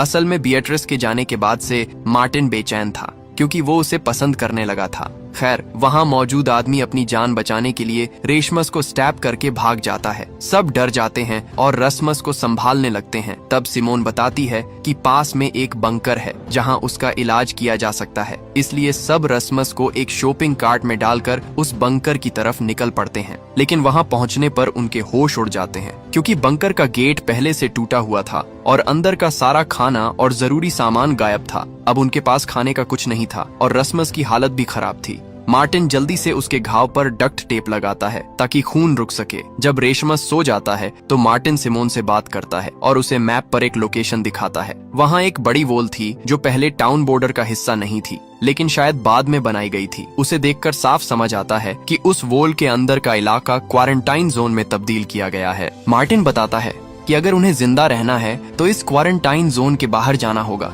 ये सुनकर उसे भी लगता है कि मार्टिन सही कह रहा है, इसलिए वो उसके प्लान में साथ देने के लिए मान जाती है। हालांकि उससे पहले उसे अपने भाई रेशमस को ठीक करना था और अपने पिता को ढूंढना था। इसलिए वो तय करती है कि पहले पास वाले डॉक्टर के घर जाया जाए जो एक पुराने ब्रिज को पार करने के बाद था। अब उस ब्रिज पर जाना बहुत बड़ा रिस्क था क्योंकि वहाँ चारों तरफ हंटर्स मौजूद थे। लेकिन सिमोन और बाकी सब ने एक प्लान बनाया। प्लान के मुताबिक सिमोन जानबूझकर भागते हुए उस ब्रिज की तरफ जाती है ताकि हंटर्स का ध्यान उसकी तरफ जाए। थोड़ी देर में कुछ ड्रोन्स उसकी लोकेशन ट्रैक कर लेते हैं और हंटर्स उसे पकड़ने के लिए पीछे पड़ जाते हैं। सिमोन उन्हें दौड़ते हुए एक पुरानी फैक्ट्री के अंदर ले जाती है जहां पहले से मार्टिन और बाकी सब लोग छिपे हुए थे। जैसे ही हंटर्स फैक्ट्री के अंदर पहुंचते हैं, मार्टिन और उसकी टीम उन्हें गन पॉइंट पर ले लेते हैं। अब मार्टिन उनसे उनके बाकी साथियों और उनके बेस के बारे में पूछता है लेकिन वे कुछ भी बताने से इनकार कर देते हैं। मार्टिन का गुस्सा बढ़ जाता है और वो उन्हें मारने का फैसला करता है। ये देखकर सिमोन को बिल्कुल अच्छा नहीं लगता क्योंकि वो चाहती थी कि मार्टिन किसी की जान ना ले ताकि उनमें और उन खूंखार लोगों में कुछ तो फर्क बना रहे। लेकिन मार्टिन उसकी बात नहीं सुनता। तभी जीन उन हंटर्स में से एक के हाथ पर बना टैटू नोटिस करता है। उस टैटू को देखते ही उसका चेहरा बदल जाता है। वो बिना कुछ बोले मार्टिन से कहता है कि उन लोगों को खत्म कर दो और खुद वहाँ से बाहर चला जाता है। बाकी सब लोग समझ ही नहीं पाते कि जीन ने ऐसा क्यों कहा। थोड़ी देर बाद मार्टिन बाकी सबको भी बाहर भेज देता है लेकिन बाहर निकलते ही 3 गन शूट्स की आवाज गूंजती है। सब समझ जाते हैं कि मार्टिन ने उन हंटर्स को मार दिया है। कुछ देर बाद मार्टिन बाहर आता है और सबको हंटर की जीप में बैठने को कहता है और वे वहाँ से निकल पड़ते हैं। ब्रिज को क्रॉस करते हुए वे डॉक्टर के घर की तरफ बढ़ रहे थे लेकिन माहौल बहुत भारी था। सिमोन और बाकी सबका मूड मार्टिन के किलिंग नेचर की वजह से खराब हो चुका था, मगर सबसे ज्यादा परेशान जीन था। वो अब भी उसी टैटू वाले आदमी के बारे में सोच रहा था। यहीं से कहानी कुछ साल पीछे चली जाती है, उस वक्त की जब जीन ने किसी तरह उस डेथली रेन से अपनी जान बचाई थी। वो कई दिनों से बिना खाना और पानी के भटक रहा था। वो कमजोरी की वजह से चलते चलते बेहोश होकर गिर पड़ा। तभी वहाँ एक लड़की आती है और उसे देख तुरंत अंदर ले जाती है। उस घर में लड़की की पूरी फैमिली रहती थी। वे लोग जीन को खाना खिलाते हैं, उसका ध्यान रखते हैं और फिर उसे अपने साथ घर में रहने का ऑफर देते हैं। जीन, जो लंबे समय से अकेला था, खुशी खुशी मान जाता है। कुछ दिनों बाद उसे पहली बार लगता है कि जिंदगी फिर से सही हो सकती है। लेकिन एक दिन अचानक बाहर से हंटर्स की गाड़ियों की आवाज आने लगती है। लड़की का पिता सबको संभालता है और जल्दी से जीन और अपनी बेटी को पास के एक शेड में छिपा देता है। तभी बाहर से गोलियों की आवाजें आने लगती हैं। हंटर्स उस आदमी की वाइफ को मार देते हैं और थोड़ी देर में वो आदमी भी उनके हाथों मारा जाता है। जीन छिपा हुआ सब कुछ देख रहा था और तभी उसकी नजर उसी टैटू पर पड़ती है। तभी लड़की अपने पिता की चीख सुनकर जोर से चिल्लाने लगती है, लेकिन जीन तेजी से उसका मुंह बंद कर देता है ताकि वे दोनों पकड़े न जाएं। मगर जब हंटर्स वहां से चले जाते हैं और जीन उसका हाथ हटाता है तो उसे एहसास होता है कि वो लड़की अब सांस नहीं ले रही। इसी वजह से जीन उस फैक्ट्री वाले आदमी को मारने को कहता है, क्योंकि उसे एहसास होता है कि वही शख्स था जिसने उस परिवार को मार डाला था, जिसने उसकी जान बचाई थी। अब पास्ट में जीन शोक में चला जाता है।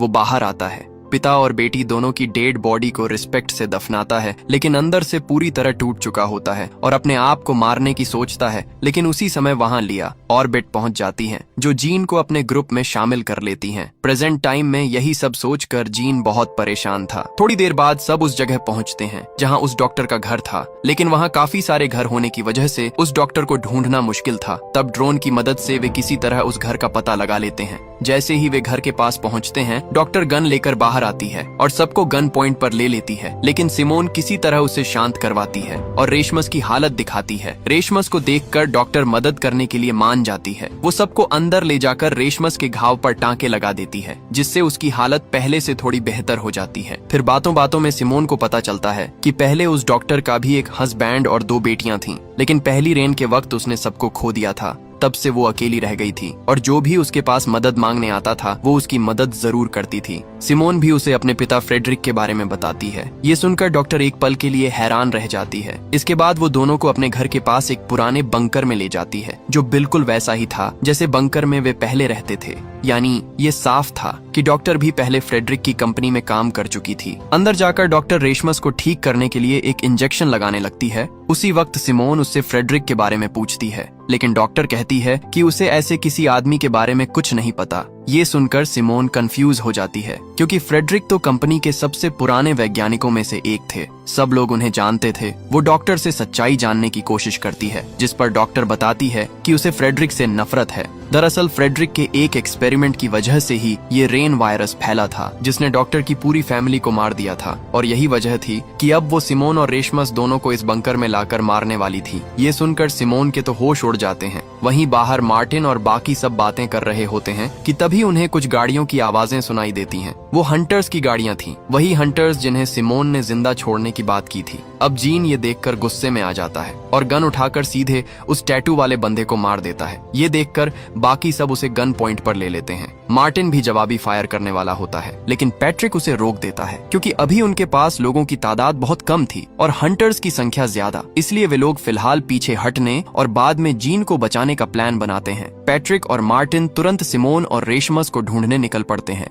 जल्दी ही वे उस बंकर तक पहुंच जाते हैं, जहां सिमोन किसी तरह डॉक्टर को रोकने की कोशिश कर रही होती है। पर जब डॉक्टर नहीं रुकती तो पैट्रिक मजबूर होकर उसे शूट कर देता है और डॉक्टर वहीं मर जाती है। उसके बाद सब वापस किसी सेफ जगह की तलाश में निकल पड़ते हैं। रास्ते में पैट्रिक को मार्टिन पर गुस्सा आता है कि उसने उन हंटर्स को जिंदा क्यों छोड़ा था, क्योंकि अगर उसने ऐसा नहीं किया होता तो जीन आज उनके साथ होता। मार्टिन को भी इस बात का पछतावा था, लेकिन वो पैट्रिक के सामने कुछ नहीं कहता। रात में जब सब आराम करने रुकते हैं तो सिमोन उसके पास आती है और कहती है कि गलती उसकी भी थी। अगर वो मार्टिन को उन लोगों को छोड़ने को नहीं कहती तो शायद जीन अब भी जिंदा होता। मार्टिन उसे माफ कर देता है और दोनों तय करते हैं कि आगे के सफर में अब हर कोई अपने अपने तरीके से जिएगा, क्योंकि इस टूटे हुए संसार में भरोसा और इंसानियत अब लगभग खत्म हो चुकी थी। अब अगली सुबह जब वे लोग जंगल के रास्ते से आगे बढ़ते हुए जीन को ढूंढने की कोशिश कर रहे थे, तभी अचानक आसमान में काले बादल छा जाते हैं। बारिश कभी भी शुरू हो सकती थी, इसलिए सब घबराकर किसी शेल्टर की तलाश करने लगते हैं। लेकिन आसपास कोई भी जगह मौजूद नहीं थी, जिसका मतलब साफ था कि अगर बारिश शुरू हो गई तो शायद अब वे सब जिंदा नहीं बचेंगे। पर मार्टिन किसी तरह एक पुराना मेंशन ढूंढ लेता है जहां जाकर वे लोग बारिश से बच सकते थे। मगर जैसे ही वे वहां पहुंचते हैं, अचानक कुछ अजनबी लोग आकर उन्हें चारों तरफ से घेर लेते हैं।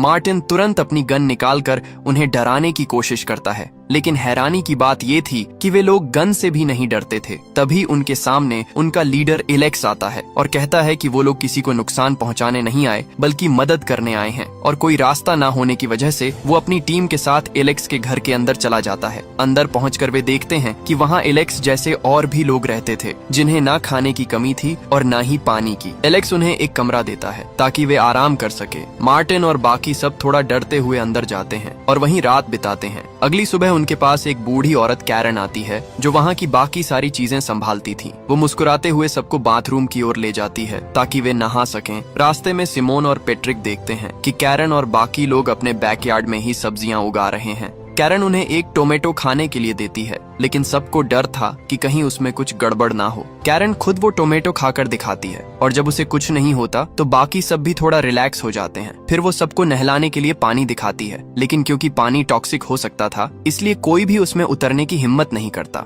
कैरन फिर खुद पानी में उतरती है और जब उसे कुछ नहीं होता तो धीरे धीरे बाकी सब भी मजे से नहाने लगते हैं, सिवाय मार्टिन के। मार्टिन को अब भी इन लोगों पर भरोसा नहीं था। उसे ये समझ नहीं आ रहा था कि इतने बुरे समय में इनके पास इतना ताजा खाना, पानी और मांस आखिर आ कहां से रहा था। इसीलिए वह अकेले ही पूरे मेंशन का चक्कर लगाने निकल पड़ता है। काफी देर तक इधर उधर देखने के बाद भी उसे कुछ खास नहीं दिखता। वो वापस घर लौट आता है जहां बिएट्रिस, लिया और पेट्रिक को बाकी सबके साथ डाइनिंग टेबल पर खाना खाते हुए देखता है। ये देखकर उसका शक और बढ़ जाता है। मार्टिन सीधे एलेक्स के पास जाकर पूछता है कि इतने बुरे समय में जब आसपास जानवर भी नहीं बचे तो उनके पास इतना ताजा मीट आखिर आता कहां से। एलेक्स बस मुस्कुराते हुए जवाब देता है कि वो बस उनकी मदद कर रहा है और उन्हें अब उस पर भरोसा करना चाहिए। लेकिन मार्टिन को उसकी बातें बनावटी लगती हैं। वो धीरे धीरे नीचे बेसमेंट की ओर जाने लगता है जहां से उसे मांस काटने की आवाज आ रही थी। वो दरवाजे तक पहुंचता है और वो अंदर जाने ही वाला होता है कि तभी एक वर्कर उसके सामने आ जाता है। मार्टिन जल्दी से बहाना बनाता है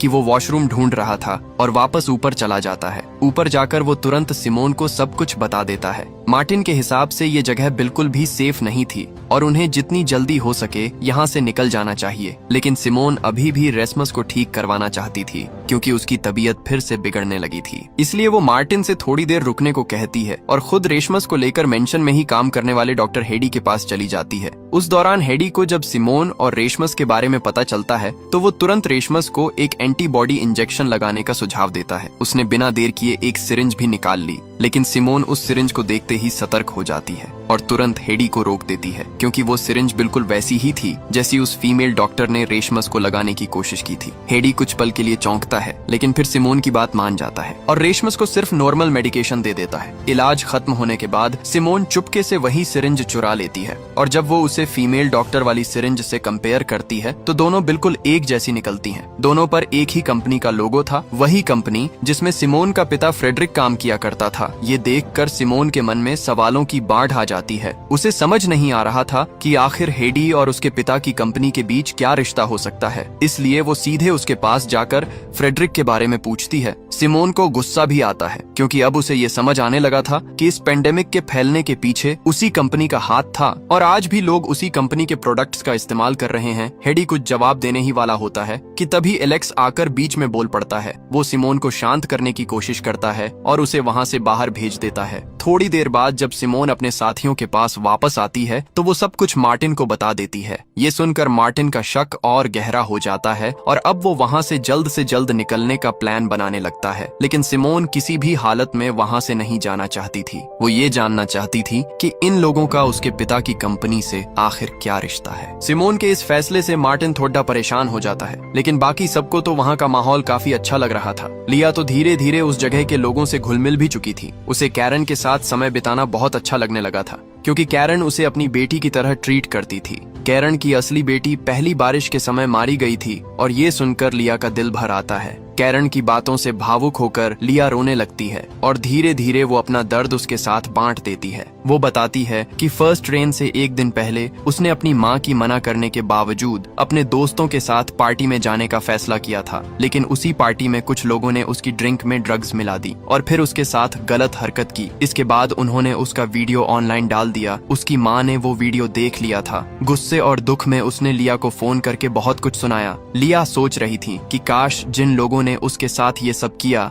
वे सब मर जाएं। किस्मत ने भी जैसे उसकी बात सुन ली। थोड़ी ही देर बाद बारिश शुरू हो गई और गार्डन में पार्टी कर रहे सभी लोग उसी बारिश में मारे गए। लिया ने तुरंत अपनी माँ को फोन करके घर के अंदर आने को कहा, लेकिन तब तक बहुत देर हो चुकी थी। उसकी माँ भी बारिश की चपेट में आ चुकी थी। उस दिन के बाद से लिया पूरी तरह अकेली हो गई थी, लेकिन अब कैरन के स्नेह से उसे पहली बार फिर से अपनापन महसूस हो रहा था। कैरन ने फिर उसे अपने घर की एक सेरेमोनी के बारे में बताया, एक छोटी सी रिचुअल जिसमें हिस्सा लेने वाले को ही इस घर का हिस्सा माना जाता था। ये सुनकर लिया ने वहाँ हमेशा के लिए रहने का फैसला किया और अपने बाकी साथियों के साथ उस सेरेमोनी में शामिल होने का फैसला किया। लेकिन मार्टिन ने उस सेरेमोनी में हिस्सा नहीं लिया। वो अब भी उस घर में मीट के असली सोर्स के बारे में जानना चाहता था। रात होने पर जब सब लोग सेरेमोनी में व्यस्त थे, तब मार्टिन धीरे से नीचे उस रूम में जाता है जहाँ पर हर दिन मांस काटा जाता था। शुरुआत में सब कुछ नॉर्मल दिख रहा था, एक टेबल, कुछ टूल्स और फ्रीजर। लेकिन जब उसने पास रखे एक बड़े फ्रीजर का दरवाजा खोला तो उसके सामने जो नजारा था उसने उसके रोंगटे खड़े कर दिए। अंदर एक मरे हुए इंसान की डेड बॉडी टंगी हुई थी, जैसे कोई जानवर काटा गया हो। गुस्से और डर के साथ वो ऊपर की ओर जाता है जहाँ सेरेमोनी हो रही थी। और दोस्तों, इसी के साथ इस कहानी के पार्ट 1 की एंडिंग हो जाती है। अगर वीडियो अच्छी लगी हो तो लाइक जरूर करें, और आप इसका अगला पार्ट चाहते हैं तो कमेंट में पार्ट 2 लिख दो। साथ ही चैनल को सब्सक्राइब कर लो। मिलते हैं आपसे अगली शानदार वीडियो में। कहानी की शुरुआत एमा से होती है, जो अपनी सबसे अच्छी दोस्त सोफिया के बुलावे पर छुट्टियां मनाने के लिए खूबसूरत समुद्री देश क्रोएशिया पहुंचती है। उसे बिल्कुल अंदाजा नहीं होता कि यह ट्रिप उसकी जिंदगी का सबसे डरावना और रहस्यमय अनुभव बनने वाला है। ये जगह सिर्फ अपने शानदार नजारों के लिए ही नहीं, बल्कि वहाँ के मेहमान नवाज लोगों के लिए भी मशहूर है। एयरपोर्ट से होटल तक आते समय ड्राइवर मार्क एमा की इतनी मदद करता है कि अगर एमा मना न करती तो शायद उसका पूरा सामान खुद कमरे तक पहुंचा देता। मार्क का यह व्यवहार एमा पर अच्छा प्रभाव छोड़ता है और जाते जाते वह उसका नंबर भी ले लेती है, क्योंकि अनजान शहर में कोई भरोसेमंद इंसान होना हमेशा काम आता है। कुछ ही देर बाद सोफिया नीचे आकर एमा का स्वागत करती है और उसे अपने अपार्टमेंट में ले जाती है। समुद्र के किनारे बना वह शानदार घर देखकर एमा दंग रह जाती है। दोस्त की इतनी शानदार मेहमान नवाजी देखकर उसे थोड़ा संकोच होता है, इसलिए वह अपने साथ लाया हुआ छोटा सा गिफ्ट सोफिया को देती है। भले ही वह कोई महंगा तोहफा नहीं था, लेकिन उसमें दोस्ती और प्यार की भावना थी। वैसे भी सोफिया को पैसों की कोई कमी नहीं थी। शाम होते ही दोनों तैयार होकर डिनर के लिए निकलती हैं। बाहर जाते समय उनकी मुलाकात मकान मालिक विक्टर से होती है। पहली नजर में वह बेहद सभ्य और पढ़ा लिखा इंसान लगता है, लेकिन असल में वह काफी अमीर मकान मालिक है। एमा उसके घर की तारीफ करती है और फिर दोनों वहाँ से निकल जाती हैं। डिनर के दौरान बातचीत में एमा को पता चलता है कि सोफिया का अपने अमीर पति से झगड़ा हो गया है। इसी वजह से वह यहाँ छुट्टियां मनाने आई है ताकि थोड़ा मन बदल सके। लेकिन झगड़े की वजह सुनकर एमा भी हैरान रह जाती है। असल में सोफिया एक नई ड्रेस खरीदना चाहती थी, लेकिन उसके पति ने मना कर दिया था। इससे साफ पता चलता है कि सोफिया कितनी जिद्दी और मनमौजी है। इतना ही नहीं, घर से निकलते समय वह अपने पति का क्रेडिट कार्ड भी साथ ले आई थी और इस पूरी ट्रिप का खर्च उसी कार्ड से उठा रही थी। बातों बातों में एमा भी अपनी शादीशुदा जिंदगी के बारे में बताती है। वह कहती है कि बच्चे के जन्म के बाद से उसके और उसके पति के बीच पहले जैसा रिश्ता नहीं रहा। उनका बच्चा अब 1 साल से ज्यादा का हो चुका है, लेकिन फिर भी उनके बीच पति पत्नी वाला रिश्ता लगभग खत्म हो चुका है। ये सुनकर सोफिया को बहुत अजीब लगता है और वह एमा के लिए दुख भी जताती है। लेकिन एमा का नजरिया अलग था। उसके मुताबिक भले ही उनकी शादी में समस्याएं हों, लेकिन दोनों अपने बच्चे से बहुत प्यार करते हैं। तभी सोफिया अचानक एक अजीब सुझाव देती है। वह कहती है कि जब दोनों की शादीशुदा जिंदगी खुशहाल नहीं है तो क्यों न थोड़ा मजा किया जाए। शुरुआत में एमा को उसकी बात समझ नहीं आती, लेकिन जब दोनों एक बार में पहुंचती हैं, तब उसे एहसास होता है कि सोफिया का इशारा किसी अफेयर या वन नाइट स्टैंड की तरफ था। यह सुनते ही एमा साफ मना कर देती है। उसके लिए यह एक ऐसी सीमा थी जिसे वह कभी पार नहीं कर सकती थी। लेकिन सोफिया बड़ी बेफिक्री से कहती है कि इसमें क्या बुराई है, यहाँ सिर्फ तुम और मैं हैं, तुम्हारे पति को कभी पता भी नहीं चलेगा। हालांकि एमा ऊपर से मना कर रही थी, लेकिन अंदर ही अंदर वह भी वहाँ मौजूद हैंडसम लड़कों की तरफ आकर्षित हो रही थी। कुछ देर बाद दोनों ड्रिंक पीने लगती हैं। एमा को याद है कि उसने बहुत ज्यादा नहीं पिया था, लेकिन कुछ ही देर बाद उसकी याददाश्त धुंधली होने लगती है। उसे सिर्फ कुछ टुकड़े टुकड़े याद रहते हैं। पहला, सोफिया 2 लड़कों को अपने घर बुला रही थी। दूसरा, किसी बात पर वह बहुत गुस्से में चिल्ला रही थी। अगली सुबह जब एमा की आंख खुलती है तो उसके होश उड़ जाते हैं। कमरा पूरी तरह बिखरा हुआ था। फर्श पर टूटे हुए ग्लास पड़े थे और जगह जगह खून के निशान दिखाई दे रहे थे। सबसे सबसे डराने वाली बात यह थी कि सोफिया कहीं नजर नहीं आ रही थी। एमा बार बार उसे फोन करती है लेकिन कोई जवाब नहीं मिलता। घबराकर वह अपने पति को फोन करती है और सारी बात बताती है। उसका पति उसे शांत रहने के लिए कहता है और अनुमान लगाता है कि शायद सोफिया नाश्ता लेने बाहर गई होगी। फिर वह अचानक पूछता है, तुम दोनों के बीच कोई झगड़ा तो नहीं हुआ था? यह सवाल सुनकर एमा कुछ पल के लिए चुप हो जाती है। उसे धुंधली सी याद आती है कि पिछली रात सोफिया किसी पर चिल्ला रही थी, लेकिन वह यह याद नहीं कर पाती कि वह झगड़ा उससे हुआ था या किसी और से। इसीलिए वह अपने पति से कहती है कि ऐसा कुछ नहीं हुआ था।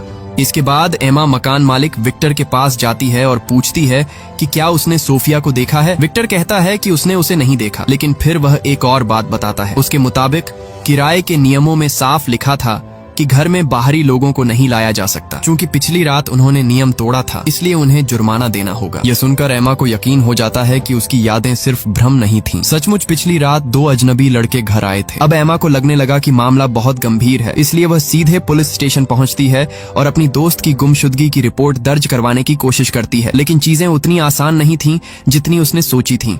पुलिस स्टेशन में उसकी मुलाकात ऑफिसर ब्रायन से होती है। एमा की बात सुनकर उसके चेहरे से ही साफ पता चल रहा था कि वह इस मामले को ज्यादा गंभीरता से नहीं ले रहा। इसकी वजह भी थी, एमा खुद ऐसी हालत में थी कि उसके पास कोई ठोस जानकारी नहीं थी। पिछली रात वह नशे में थी, इसलिए उसे उन दोनों लड़कों के नाम तक याद नहीं थे। यहाँ तक कि जिस बार में वे गई थीं, उसका नाम भी उसे याद नहीं था। ये सब सुनकर ब्रायन परेशान हो जाता है। आखिरकार वह यह कहकर एमा को टाल देता है कि किसी व्यक्ति के गायब हुए अभी 24 घंटे भी नहीं हुए हैं, इसीलिए फिलहाल कोई आधिकारिक केस दर्ज नहीं किया जा सकता। साथ ही वह यह भी कहता है कि शायद उसकी दोस्त खुद ही वापस आ जाएगी। निराश होकर एमा पुलिस स्टेशन से बाहर निकलती है। अब उसे सिर्फ एक ही इंसान याद आता है जो उसकी मदद कर सकता था, ड्राइवर मार्क। वह तुरंत उसे फोन करती है और पूरी घटना बताती है। मार्क सारी बात ध्यान से सुनता है और कहता है कि उस रात वह खुद उन्हें बार तक छोड़कर गया था, इसलिए वह भी खुद को थोड़ा जिम्मेदार महसूस कर रहा है। वह एमा से वादा करता है कि वह उसकी मदद करेगा। यह सुनकर एमा को थोड़ी राहत मिलती है। दोनों उसी बार में पहुंचते हैं जहां वे पिछली रात गई थी। मार्क के दबाव डालने पर बार के कर्मचारियों से कुछ जानकारी निकलवाने में सफलता मिलती है। तब उन्हें पता चलता है कि वे दोनों लड़के बार के आम ग्राहक नहीं थे। वे दरअसल पैसे लेकर महिलाओं के साथ समय बिताने वाले एस्कॉर्ट थे। यह सुनकर एमा पूरी तरह हैरान रह जाती है। वह कहती है कि उसने कभी किसी ऐसे व्यक्ति को हायर नहीं किया था। तब मार्क पूछता है, क्या यह हो सकता है कि उन्हें सोफिया ने बुलाया हो?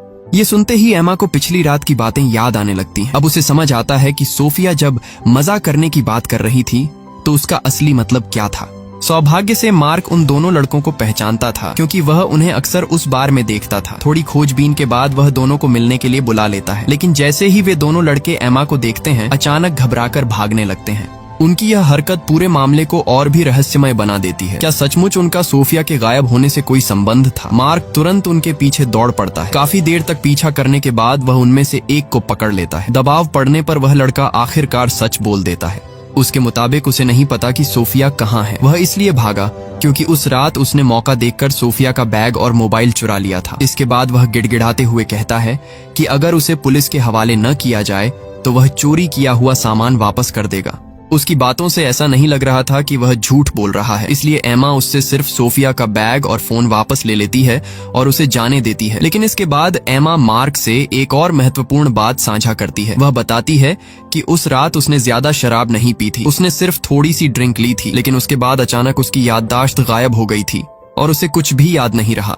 उसे शक था कि शायद उन एस्कॉर्ट लड़कों ने उसकी ड्रिंक में कुछ मिला दिया था, लेकिन मार्क इस संभावना को तुरंत खारिज कर देता है। वह कहता है, अगर उन्होंने तुम्हें ड्रग दिया होता तो तुम्हारा बैग और बाकी सामान भी चुरा लेते, सिर्फ सोफिया का सामान क्यों लेते? फिर वह एक और चौंकाने वाली बात कहता है, मुझे लगता है कि अगर किसी ने तुम्हारी ड्रिंक में कुछ मिलाया था तो वह खुद सोफिया थी। एमा हैरानी से उसकी तरफ देखती है। मार्क समझाता है कि शायद सोफिया चाहती थी कि एमा उस रात पूरी तरह खुलकर मस्ती करे और किसी तरह की झिझक महसूस न करे, लेकिन एमा के लिए यह बात समझना मुश्किल था। आखिर उसकी दोस्त ऐसा क्यों करेगी?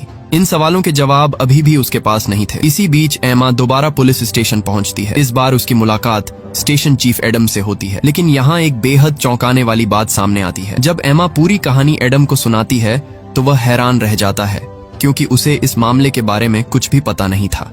दरअसल पिछली बार जब एमा शिकायत दर्ज करवाने आई थी, तब ऑफिसर ब्रायन ने उसकी रिपोर्ट को गंभीरता से लिया ही नहीं था। उसने रिपोर्ट आगे भेजी ही नहीं। ब्रायन का मानना था कि सोफिया किसी आदमी के साथ घूम रही होगी और कुछ दिनों बाद खुद वापस आ जाएगी। यानी सिर्फ उसकी लापरवाही की वजह से पूरे मामले में 24 घंटे की देरी हो चुकी थी। लेकिन जैसे ही एमा सोफिया का बैग और फोन दिखाती है, एडम तुरंत केस दर्ज कर लेता है। इतना ही नहीं, वह एमा को मेडिकल जांच के लिए भी भेजता है ताकि यह पता लगाया जा सके कि उसके साथ कोई यौन अपराध तो नहीं हुआ। अब पहली बार एमा को लगता है कि कोई अधिकारी सचमुच अपना काम कर रहा है, लेकिन मेडिकल रिपोर्ट आने में 24 घंटे लगने वाले थे, इसलिए एक बार फिर उसे बिना किसी ठोस जवाब के घर लौटना पड़ता है। कुछ देर बाद वह सोफिया के अमीर पति को फोन करती है और पूछती है कि क्या उसे अपनी पत्नी के बारे में कोई जानकारी मिली है, लेकिन उसका जवाब सुनकर एमा स्तब्ध रह जाती है। वह बेहद बेपरवाही से कहता है कि सोफिया अक्सर ऐसा करती रहती है, वह लोगों का ध्यान अपनी तरफ खींचने के लिए नाटक करती है और शायद कुछ दिनों में खुद वापस आ जाएगी। इतना कहकर वह फोन काट देता है। उसकी इस प्रतिक्रिया से साफ था कि उसकी पत्नी के गायब होने की उसे बिल्कुल चिंता नहीं थी। एमा को यह व्यवहार बहुत अजीब लगता है, लेकिन फिलहाल उसके पास इससे भी बड़ी परेशानियां थीं। फोन कटने के बाद एमा वापस अपार्टमेंट पहुंचती है। वहां पहुंचकर वह देखती है कि सोफिया का सामान बिस्तर पर रखा हुआ है। एक पल के लिए उसे लगता है कि शायद सोफिया वापस आ गई है, लेकिन अगले ही पल उसकी उम्मीद टूट जाती है। कमरे में सोफिया नहीं बल्कि मकान मालिक विक्टर खड़ा था। विक्टर एमा को बताता है कि उनके किराए की अवधि खत्म हो चुकी है और जल्द ही नए किराएदार आने वाले हैं, इसलिए उसे कमरा खाली करना होगा। यह सुनकर एमा पूरी तरह परेशान हो जाती है। उसकी दोस्त गायब है, पुलिस के पास कोई जवाब नहीं है और अब उसके सिर से रहने की जगह भी छिन रही थी। लेकिन तभी विक्टर एक और प्रस्ताव रखता है। वह कहता है कि उसके पास एक बेसमेंट रूम भी है जो अभी खाली पड़ा है। अगर एमा चाहे तो वहाँ रह सकती है, किराया भी वह कम लेगा। एमा के पास कोई दूसरा विकल्प नहीं था। अगर सोफिया वापस आती तो उसे सबसे पहले इसी जगह के बारे में पता चलता, इसलिए वह विक्टर का प्रस्ताव स्वीकार कर लेती है। हालांकि इस दौरान विक्टर के चेहरे पर कुछ ऐसा भाव था जिसने एमा को असहज कर दिया। उसकी मुस्कान अजीब और संदिग्ध लग रही थी। एक पल के लिए एमा के मन में भी सवाल आता है, क्या कहीं विक्टर ही इस पूरे मामले के पीछे तो नहीं, या फिर वह कुछ छिपा रहा है। समय बीतता जाता है। लगातार 2 दिनों तक सोफिया को ढूंढते ढूंढते एमा पूरी तरह थक चुकी थी। बेसमेंट में पहुंचते ही वह बिस्तर पर गिर पड़ती है और गहरी नींद में सो जाती है। जब उसकी आंख खुलती है तो आधी रात हो चुकी होती है। अचानक उसे सोफिया का मोबाइल याद आता है। वह सोचती है कि अगर किसी तरह फोन खुल जाए तो शायद उसके अंदर कोई ऐसा सुराग मिल जाए जो पुलिस को नहीं मिला, लेकिन फोन पासवर्ड से लॉक था। काफी कोशिशों के बाद भी वह उसे नहीं खोल पाती। अब उसके पास सिर्फ पुलिस की रिपोर्ट का इंतजार करने के अलावा कोई रास्ता नहीं था। लेकिन अगली खबर उसकी उम्मीदों से कहीं ज्यादा भयानक साबित होती है। कुछ देर बाद पुलिस की तरफ से कॉल आता है और जो खबर उसे मिलती है वह सुनकर उसकी दुनिया हिल जाती है। झील के किनारे एक महिला की लाश मिली थी।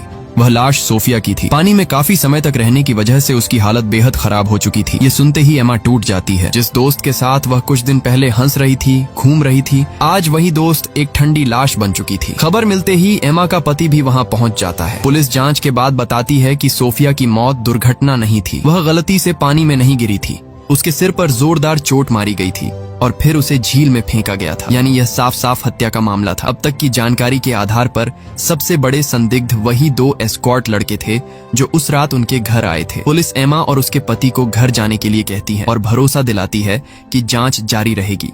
इसी दौरान एमा को अचानक एक महत्वपूर्ण बात याद आती है। सोफिया का फोन सिर्फ पासवर्ड से ही नहीं बल्कि फेस अनलॉक से भी खुल सकता था। जब बाकी लोग वहां से चले जाते हैं तो एमा चुपके से सोफिया का फोन निकालती है और उसकी पहचान का इस्तेमाल करके फोन खोल लेती है। लेकिन फोन खुलते ही जो चीज उसे दिखाई देती है वह उसकी सांसें रोक देती है। फोन में मौजूद मैसेज और कॉल रिकॉर्ड देखकर उसे पता चलता है कि उसकी सबसे अच्छी दोस्त सोफिया काफी समय से उसके अपने पति के साथ संबंध में थी। यह देखकर एमा के पैरों तले जमीन खिसक जाती है। एक तरफ उसकी दोस्त की हत्या हो चुकी थी, दूसरी तरफ उसे पता चल रहा था कि वही दोस्त उसके पति के साथ अफेयर चला रही थी। लेकिन इससे भी ज्यादा चौंकाने वाली बात यह थी कि दोनों की आखिरी बातचीत किसी झगड़े या सौदेबाजी जैसी लग रही थी। एमा के मन में तुरंत एक नया शक पैदा होता है। क्या उसके पति को डर था कि उनका रिश्ता सबके सामने आ जाएगा? क्या इसी वजह से उसने सोफिया को मार दिया? लेकिन थोड़ी देर सोचने के बाद यह संभावना कमजोर लगने लगती है। उस रात उसका पति लंदन में था और उसके पास मजबूत अलीबाई भी था।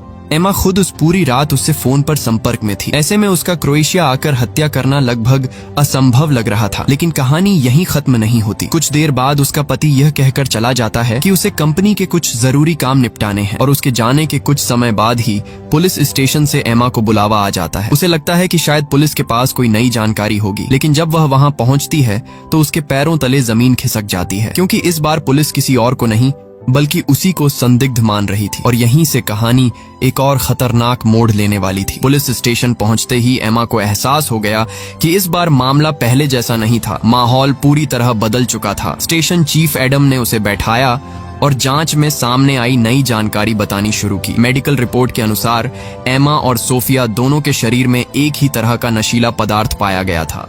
इसका मतलब था कि उस रात दोनों ने किसी न किसी रूप में ड्रग लिया था। इसके अलावा बार में मौजूद कई लोगों ने गवाही दी थी कि उस रात एमा और सोफिया के बीच काफी जोरदार बहस हुई थी। इतना ही नहीं, उन एस्कॉर्ट लड़कों में से एक के रूममेट ने भी बयान दिया कि दोनों लड़के उस रात जल्दी ही अपने हॉस्टल वापस लौट आए थे, यानी हत्या के समय वे वहां मौजूद नहीं थे।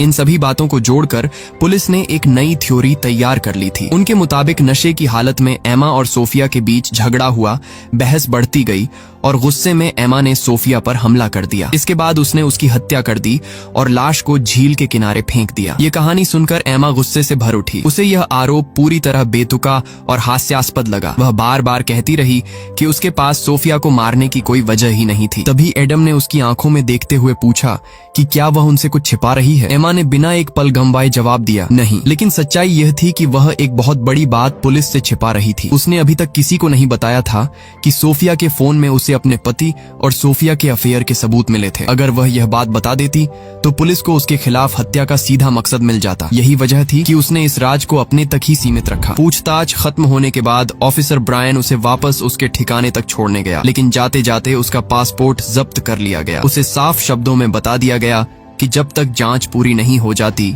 वह देश छोड़कर कहीं नहीं जा सकती। अब एमा लगभग नजरबंद जैसी स्थिति में थी। कमरे में अकेली बैठी वह अंदर ही अंदर घुट रही थी। उसके मन में गुस्सा, दुख और बेबसी सब कुछ एक साथ उमड़ रहा था। आखिरकार उसने अपने पति को फोन लगाया और सीधे सवाल किया कि उसने अपने और सोफिया के रिश्ते की बात उससे क्यों छिपाई। लेकिन उसके पति का जवाब सुनकर वह पूरी तरह चुप हो गई। उसे पता चला कि सालों पहले उसी सोफिया ने उसकी मुलाकात उसके पति से करवाई थी। अब एमा को लगने लगा कि शायद शुरुआत से ही सब कुछ एक झूठ था। उसे महसूस होने लगा कि वह हमेशा से सिर्फ एक विकल्प थी, जबकि असली रिश्ता किसी और का चल रहा था। अपना दर्द किसी से साझा करने के लिए उसने फिर से मार्क को फोन किया। उसे लगा कि कम से कम मार्क उसकी बात समझेगा और उसका साथ देगा, लेकिन उसे बिल्कुल अंदाजा नहीं था कि यही कदम उसकी मुश्किलों को और बढ़ाने वाला था। कुछ ही समय बाद पुलिस ने एमा पर आधिकारिक रूप से हत्या का मुकदमा दर्ज कर दिया। इस बार वजह और भी चौंकाने वाली थी। पुलिस ने मार्क की पूरी पृष्ठभूमि खंगालनी शुरू कर दी थी। जांच में पता चला कि कई साल पहले उसका नाम अल्बानिया के एक आपराधिक गिरोह से जुड़ा हुआ था। उस पर आरोप था कि वह पैसे लेकर लोगों के लिए हिंसक काम करता था। बाद में वह क्रोएशिया आ गया और नई पहचान के साथ सामान्य जिंदगी जीने लगा। अब पुलिस ने एक नई कहानी तैयार कर ली थी। उनके अनुसार एमा ने अपने पति और सोफिया के अफेयर के बारे में पता चलने के बाद बदला लेने की योजना बनाई। उसने मार्क को पैसे देकर सोफिया की हत्या करवाई और फिर खुद को मासूम दिखाने की कोशिश की। यह सुनकर एमा पूरी तरह हैरान रह गई। उसने बार बार कहा कि उसका मार्क से कोई पुराना रिश्ता नहीं है और उसने कभी किसी को नुकसान पहुंचाने के बारे में नहीं सोचा। लेकिन तभी एडम ने एक ऐसी बात सामने रख दी जिसका जवाब एमा के पास नहीं था। एडम ने सीधे कहा कि उन्हें एमा के पति और सोफिया के रिश्ते के बारे में पता चल चुका है। ये सुनते ही एमा का चेहरा उतर गया। अब वह यह दावा नहीं कर सकती थी कि उसके पास हत्या करने का कोई मकसद नहीं था, क्योंकि पुलिस की नजर में उसके पास सबसे मजबूत कारण मौजूद था। एमा लगातार कहती रही कि यह सब सिर्फ एक संयोग है और वह पूरी तरह निर्दोष है। लेकिन सवाल यह था कि क्या वाकई यह सब सिर्फ संयोग था या फिर इस कहानी में अभी भी कोई ऐसा सच छिपा था जो सामने आना बाकी था। पूछताछ के बाद एमा को जेल नहीं भेजा गया, लेकिन उसे सख्त निगरानी में घर पर ही रहने का आदेश दिया गया। अब वह घर से बाहर एक कदम भी नहीं रख सकती थी। हालांकि यही मजबूरी उसे सोचने का समय भी दे रही थी। अकेले बैठकर वह बार बार पूरे मामले को जोड़ने की कोशिश कर रही थी। तभी उसे अचानक एक ऐसी बात याद आई जिसने उसके दिमाग में खतरे की घंटी बजा दी। उसके पति और सोफिया के अफेयर की जानकारी सिर्फ उसे थी और सोफिया का फोन भी लगातार उसी के पास था।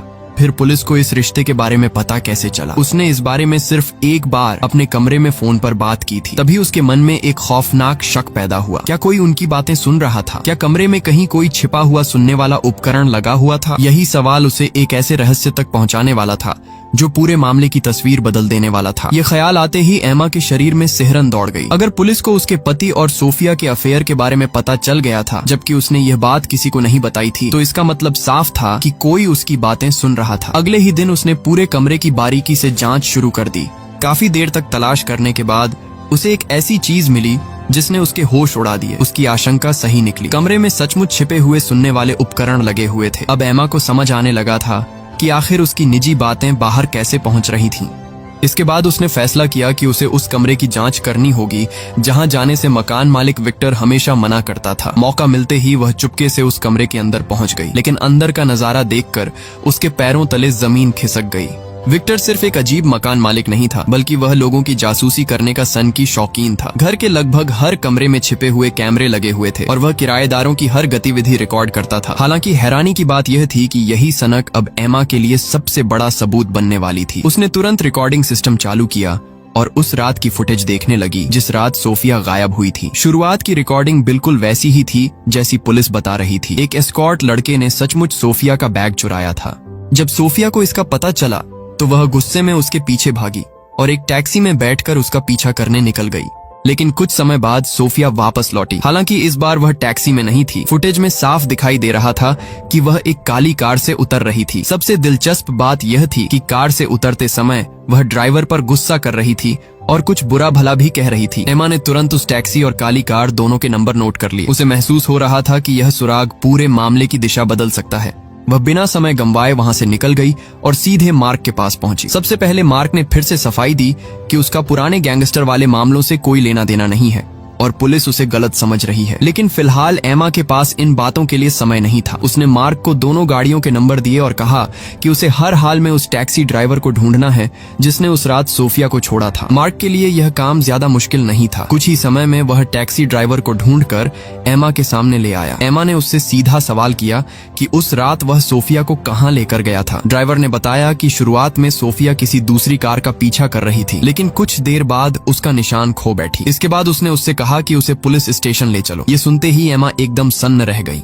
अब उसके दिमाग में सारी बातें जुड़ने लगीं। अचानक उसे समझ आ गया कि ऑफिसर ब्रायन ने शुरू से इस मामले को गंभीरता से क्यों नहीं लिया था। उसने रिपोर्ट दर्ज क्यों नहीं की थी और हर बार जांच को टालने की कोशिश क्यों की थी। ऐसा लग रहा था जैसे वह जानबूझकर सच छिपा रहा हो। पहली बार एमा को शक हुआ कि असली कातिल शायद वही है, लेकिन इससे पहले कि वह कुछ कर पाती पुलिस वहां पहुंच गई। वे एमा को गिरफ्तार करने आए थे। तभी एमा की नजर पुलिस की गाड़ी पर पड़ी और उसका दिल तेजी से धड़कने लगा। ये वही काली कार थी जिसे उसने कैमरे की फुटेज में देखा था और जिसमें से सोफिया उस रात उतरी थी। अब लगभग सब कुछ साफ हो चुका था।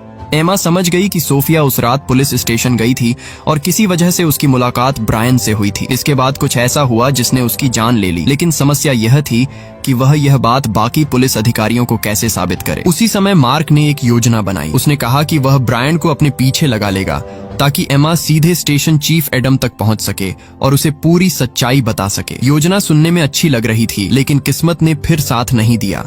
मार्क को पुलिस ने रोक लिया और दूसरी तरफ ब्रायन ने एमा को पकड़ लिया। अब एमा की जान खतरे में थी। ब्रायन समझ चुका था कि एमा सच के बेहद करीब पहुंच चुकी है। अगर उसने मुंह खोल दिया तो उसका खेल खत्म हो जाएगा। इसी वजह से ब्रायन ने फैसला कर लिया कि वह एमा को भी हमेशा के लिए चुप करा देगा। लेकिन तभी घटनाओं ने अचानक ऐसा मोड़ लिया जिसकी किसी ने कल्पना भी नहीं की थी। एमा को खत्म करने की कोशिश के दौरान ब्रायन का संतुलन बिगड़ गया। वह ऊंचाई से नीचे गिर पड़ा और मौके पर ही उसकी मौत हो गई। ब्रायन की मौत के बाद मामला पूरी तरह खुलने लगा। बाद में एडम ने एमा को बताया कि जांच में यह साबित हो चुका है कि असली अपराधी ब्रायन ही था। उसने पुलिस विभाग के सुरक्षा कैमरों की रिकॉर्डिंग मिटा दी थी ताकि कोई सबूत न बचे, लेकिन तकनीकी टीम ने डिलीट की गई फुटेज को दोबारा रिकवर कर लिया था। रिकवर हुई वीडियो में साफ दिखाई दे रहा था कि झील के पास ब्रायन ही सोफिया के साथ मौजूद था और वही उसकी हत्या में शामिल था। आखिरकार केस सुलझ गया और ऐसा लगने लगा कि कहानी यहीं खत्म हो जाएगी, लेकिन असली ट्विस्ट अभी बाकी था।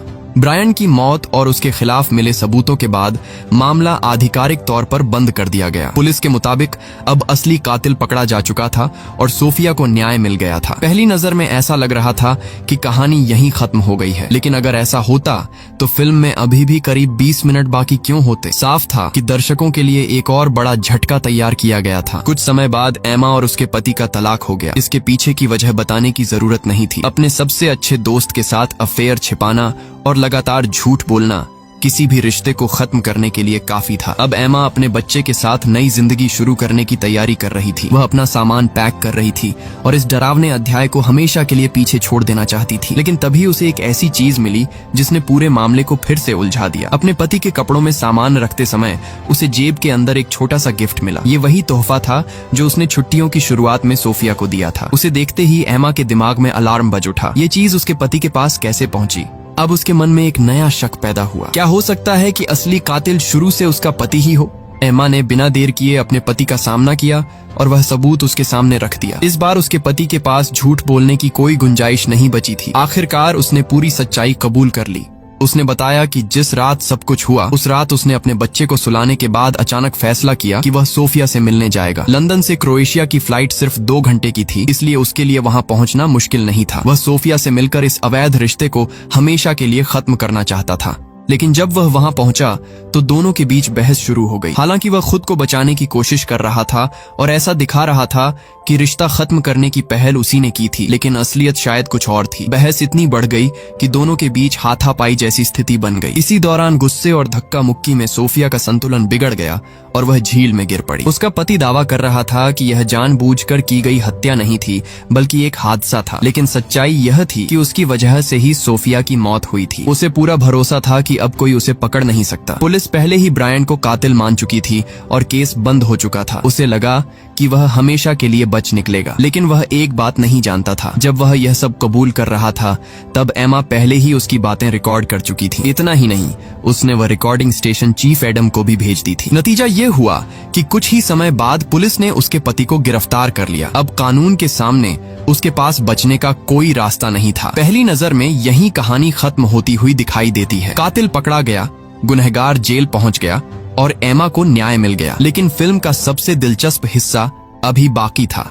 अपने पति की गिरफ्तारी के बाद एमा अपने बच्चे को लेकर वहां से चली जाती है, लेकिन जाते समय उसके चेहरे पर जो मुस्कान दिखाई देती है वह बिल्कुल अलग थी। वह किसी दुखी या टूटी हुई महिला की मुस्कान नहीं थी, वह एक ऐसी इंसान की मुस्कान थी जिसे आखिरकार अपनी मंजिल मिल गई हो। यहीं से फिल्म दर्शकों के मन में सबसे बड़ा सवाल छोड़ देती है, क्या यह सब सिर्फ संयोग था या फिर शुरुआत से ही पूरा खेल एमा ने रचा था?